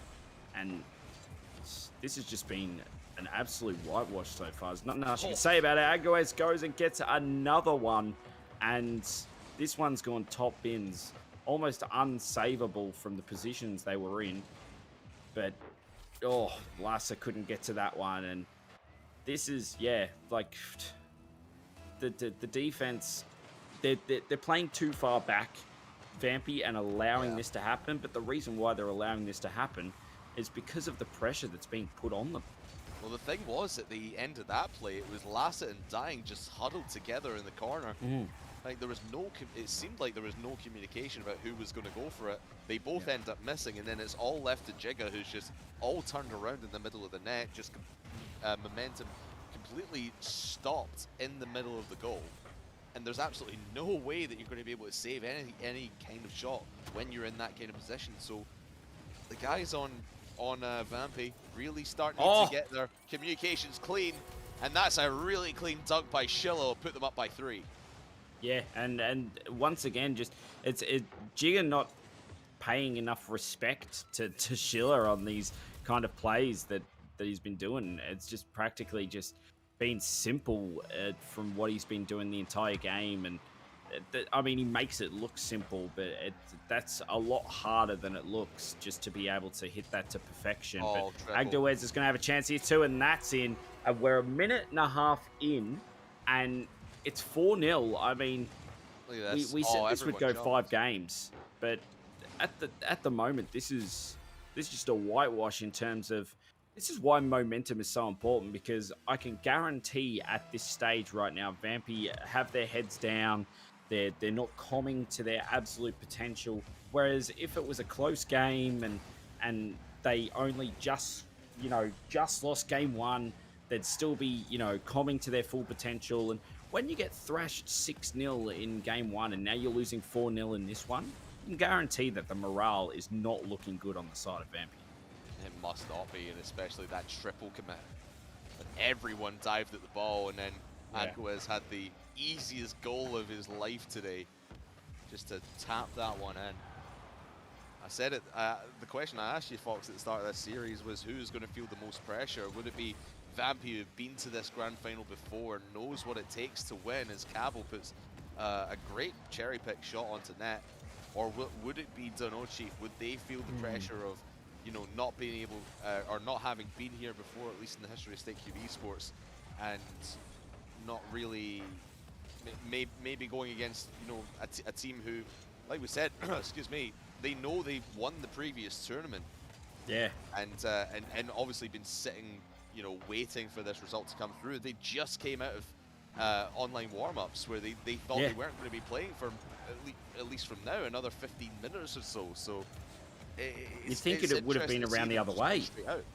Yeah. Yeah, you'd think it'd be around the other way, and that Vampy were the ones that were, you know, coming straight out of an online match, and that Dunno were the previous champions, but Dunno have come into this one as, I wouldn't say the underdogs, but as a team that haven't won one of these tournaments yet, and Vampy would have been very, very confident coming into that one, as Lassa finally gets one onto the board nearly at the end of game 2. They finally get something on the board to maybe get a bit of confidence onto the side. Nah, if that one goal is certainly going to sit well with Lassa, because they have really not been playing all too well. Maybe a kickoff goal here could start turning the tides back in their favor. Dying will go in the follow-up, but an excellent save by Cabo will just pile on the pain to Vampy. Looks like a reverse sweep is going to be required. I know we've still got another 80 seconds or so left in this game, and anything can happen, but that one from Cabo might have just put it out of reach. Yeah, I think they're going to need more than a reverse sweep here. This is going to have to be quite the reverse sweep. Not only a reverse sweep in terms of score, but in terms of momentum as well. Like it's been 11 goals to 1 in these 2 games so far, and there's still a minute 19 to go. And it's been based on just probably over attacking from Vampy. I wouldn't even say that. I mean, there's been some brilliant plays from Dunno, don't get me wrong, but just a lack of basic defensive rotation as Dying gets one on the board with a minute to go. Just a lack of defensive rotation on the side of Vampy has kind of cost them the last 2 games. Yeah, and just miscommunication a lot of the time. Yeah. That's what it seems to be. Is they're not talking to each other all that well, or just something's getting lost in translation. Oh, a fake kickoff. Oh, that's old when you're 3 goals up. It's an interesting decision.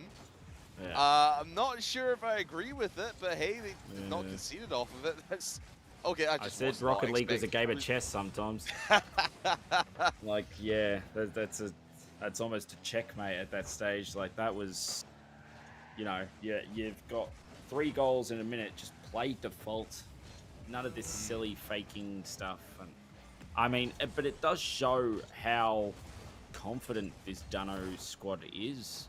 Yeah. That they definitely look like they are the more confident of.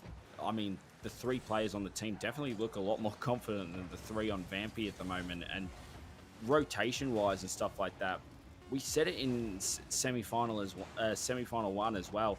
They're very solid in defensive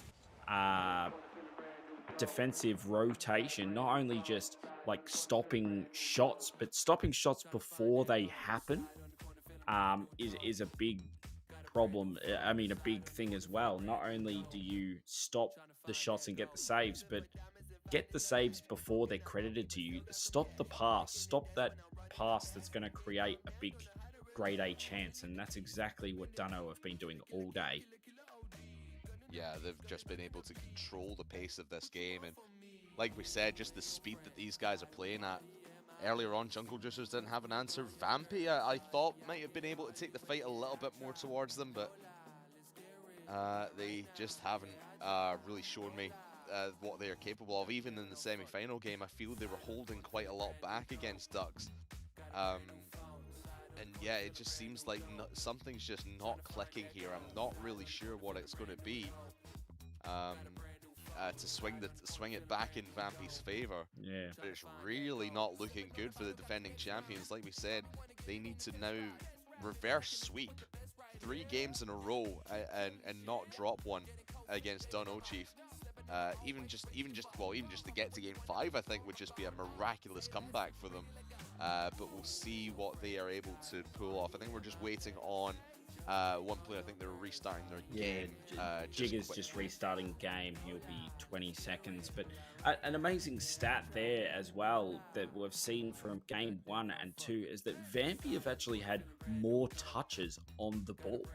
I know that there's 2 different, styles of play being played and everything else, but there's been more touches from the side of Vampy. They're just not doing anything with it. And another interesting stat in that one was we were talking about, the amazing, aerial percentage that we saw from Carbo in the previous game where he was 38% aerial. He went 40% in game 2. Yeah, it's just ridiculous what Cabo has been able to pull off today. He's certainly been the MVP for Dunno Chief. So as of this point, the question is now, can they send it home in 3? A sweep in the grand final be one hell of a statement. Let's see what they can pull off here. And they might even get one. It was an empty net. Cabo puts it high, but the rebound is right on target. And once again, I mean, here's a funny stat for you. All 3 goals have been at 11 seconds into the game. All 3 goals were at 4:49 on the clock. It's quite a funny stat, but it's quite a sad one if you're a Vampy fan, because they've just 3 times they've had to play from the back foot straight away. And we were talking about, Carbo being MVP and stuff like that, but he would not be MVP without his 2 teammates. Like, this team have been... I was talking about Vampy being a very team-orientated, play style and everything else, but this has been brilliant from Dunno in terms of their team-orientated. I don't know how long these guys have been playing together, but it's like they've been playing together for years. They just... I don't know. I mean, they're obviously communicating and stuff like that, but just it looks like they could play it without communicating. They seem to be on the same point, and it's good to see that the team-orientated play is still a thing in Rocket League. I love to see it. Yeah, it's a well-oiled machine on the side of Dunno Chief as Dying goes towards net. Oh, and Lassa follows up. Could Jigga put it in and tie it up? Yes, he can. That is the injection of adrenaline that Vampy really needed. Yeah, and I mean, they do everything they can here to make sure that they don't score. Dunno are finding... The thing is that Dunno are finding open goals and open chances and everything else, and Vampy are finding it hard to score, and when they do score, it's by inches, if that makes sense. Like, they're finding ways of scoring where Dunno are finding open goals. I think that's been the story of the series so far, is that Dunno are finding it easy to score, and now Lassa finds it easy to score just with a bit of a mistake in the center here from Adgo, as he thought he had more time than he did. It was an excellent play from Jigga, just getting that dunk into open space, and Lassa just tracks it down. And I was going to say as well about being able to tie it up as quickly as that from Vampy, even to get the 1-1. That is so important that they were able to respond. And look at the response here from Dunno Chief. Just as quickly as they were in the lead, they were now taken back up. Do we do an assist of the day? Because that for sure was hurt. Like, you couldn't have put that. You could not have put that in a better spot. That's harder than scoring that. Being able to pass it to absolute perfection, and that off the wall, for sure. There was no way that Sheila was missing that ball from where it was given to him. And now we're back at even Stevens. Just as we wanted to see in this grand final. I was so scared that Dunno Chief were just going to run away with this in game number 3, and Vampy not putting up any kind of fight. Cabo, oh boy, he had Adguez go right towards net and take out the defender, but everyone was tracking him down. Dying does get demoed for his efforts upfield, and that could have been a momentum swing if Vampy were able to put that one in. Excellent heads-up play from the defense to take him out of the play. Yeah, they're fighting now. There's demos happening left, right, and center, but it's come down to the point now where this is going to have to be all guns blazing from Vampy. Find the next goal, get themselves back into the series, because at the moment it's just been momentum-wise, even though it's 2-2 in this game 3 and they've got themselves back in it, they need to find a good win here if they want to get back into it. They need to find a good win, not just like an overtime win or something like that. They need to find a good win to get themselves the momentum to go all the way, because at the moment, this Dunno squad is looking very, very good. I fully agree with you, because as soon as, or even if you get to overtime, you're going to give Dunno Chief so many chances to score on you. You don't want to go down to that last goal situation, maybe get a couple more. If you're Vampy, that was interesting, at least the angle I was watching from there.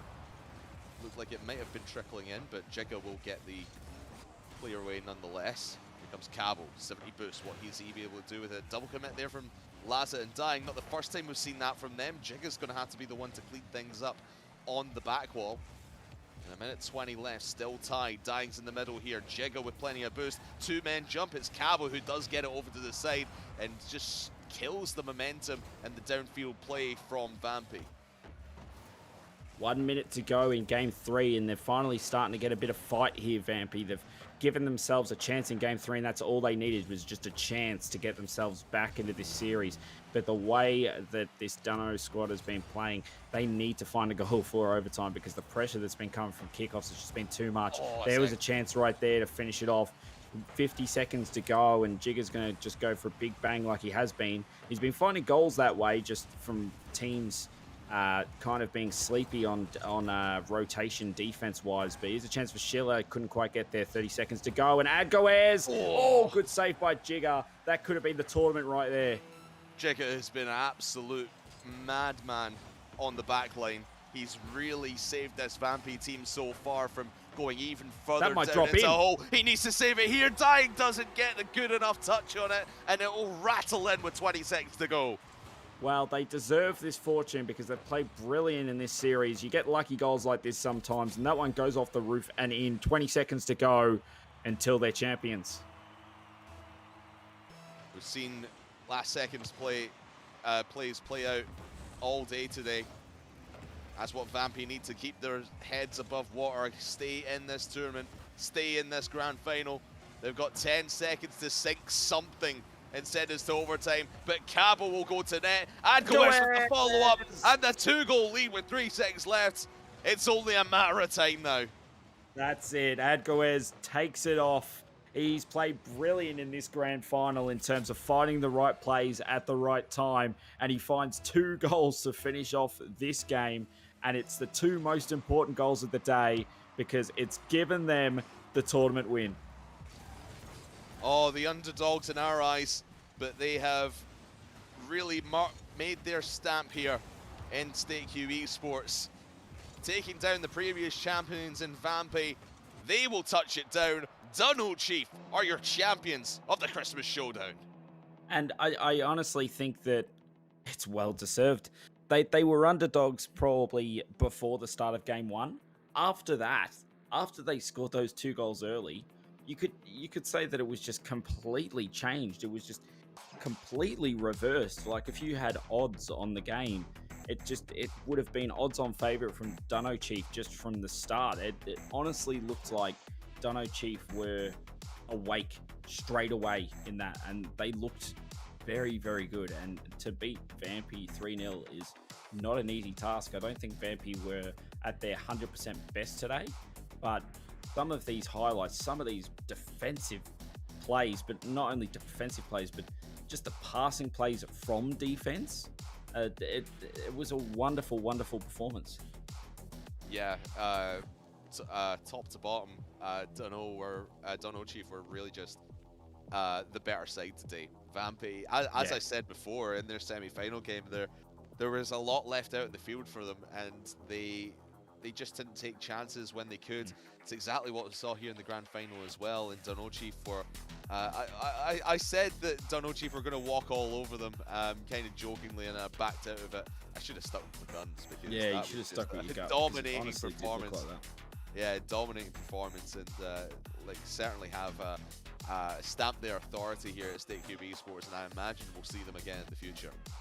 Oh yeah, for sure. I think that not only here at Stakecube, but maybe in other tournaments and C-tier tournaments in the future, because they really did look good as a team. That there wasn't a lot of individual plays. There was a few from Carbo, but it was mostly team orientated, and they played very well in terms of just knowing where everybody was, and a lot of passing plays in that game were going to the right player at the right time, and there wasn't a lot of passing plays that were missed. Like honestly, like there was a lot of passing plays in that game that you don't remember them missing. It was such an assist performance from this side, and they absolutely deserve to win.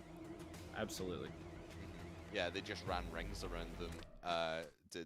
Dono Chief, they just ran rings around Vampy the entire time, and really had no signs of slowing down at all. And like you were saying throughout the games there, Fox, about how well, at least previously, how Vampy kept their playstyle very team orientated.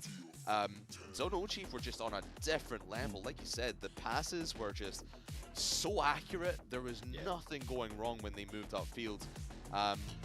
Maybe aside from a little bit of a run-in or a little bit of a momentum bouncing back Vampy in that third and final, in what was going to be the third and final game.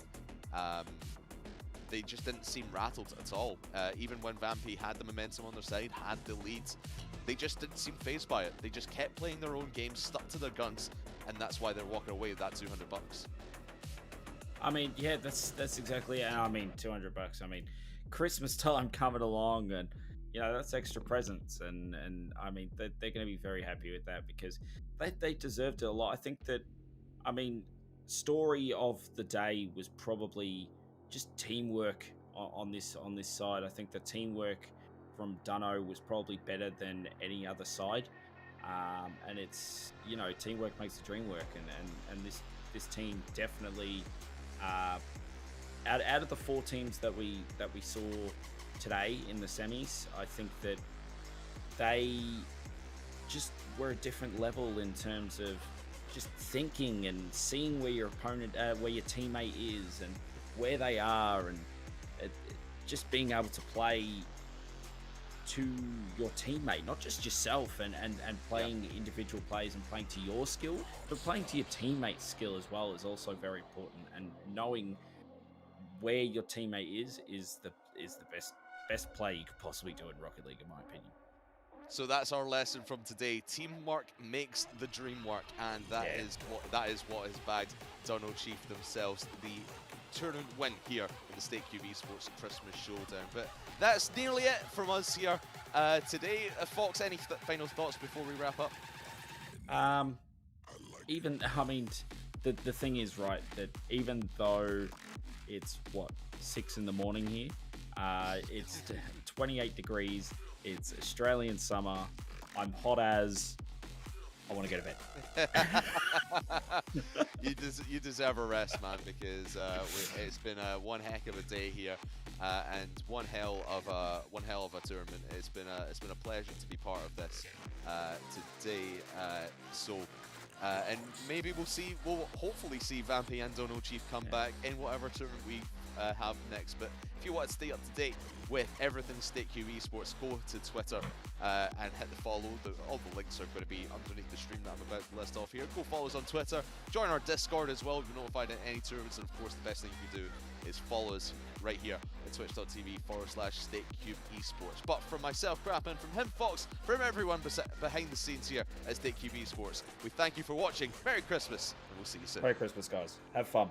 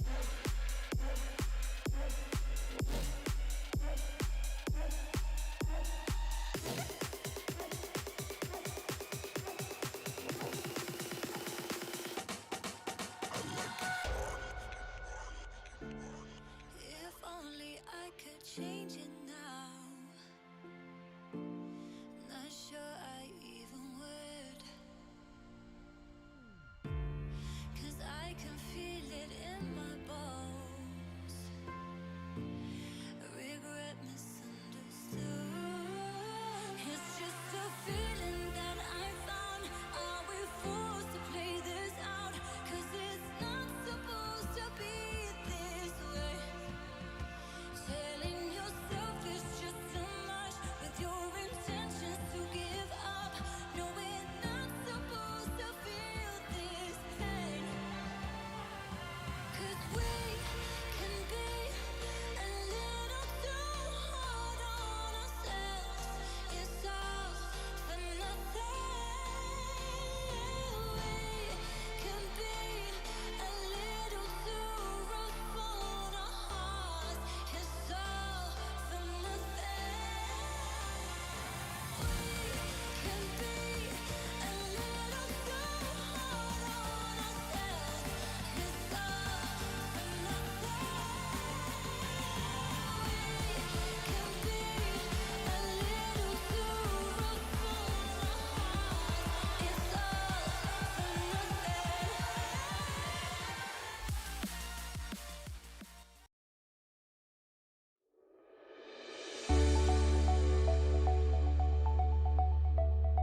We want to thank our friends at Metabrands for sponsoring our esport event.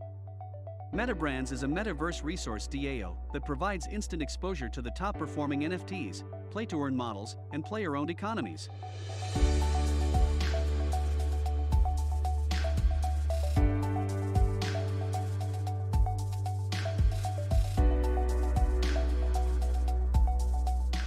Now let's talk about another of our sponsors, MeTech. MeTech is a hosting provider for ASIC and GPU miners and a reseller of old and new equipment combined with an own repair shop.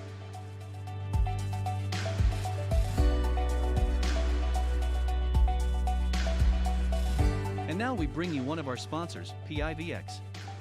PIVX is financial security, protecting your wealth and privacy through its cutting-edge proof-of-stake blockchain.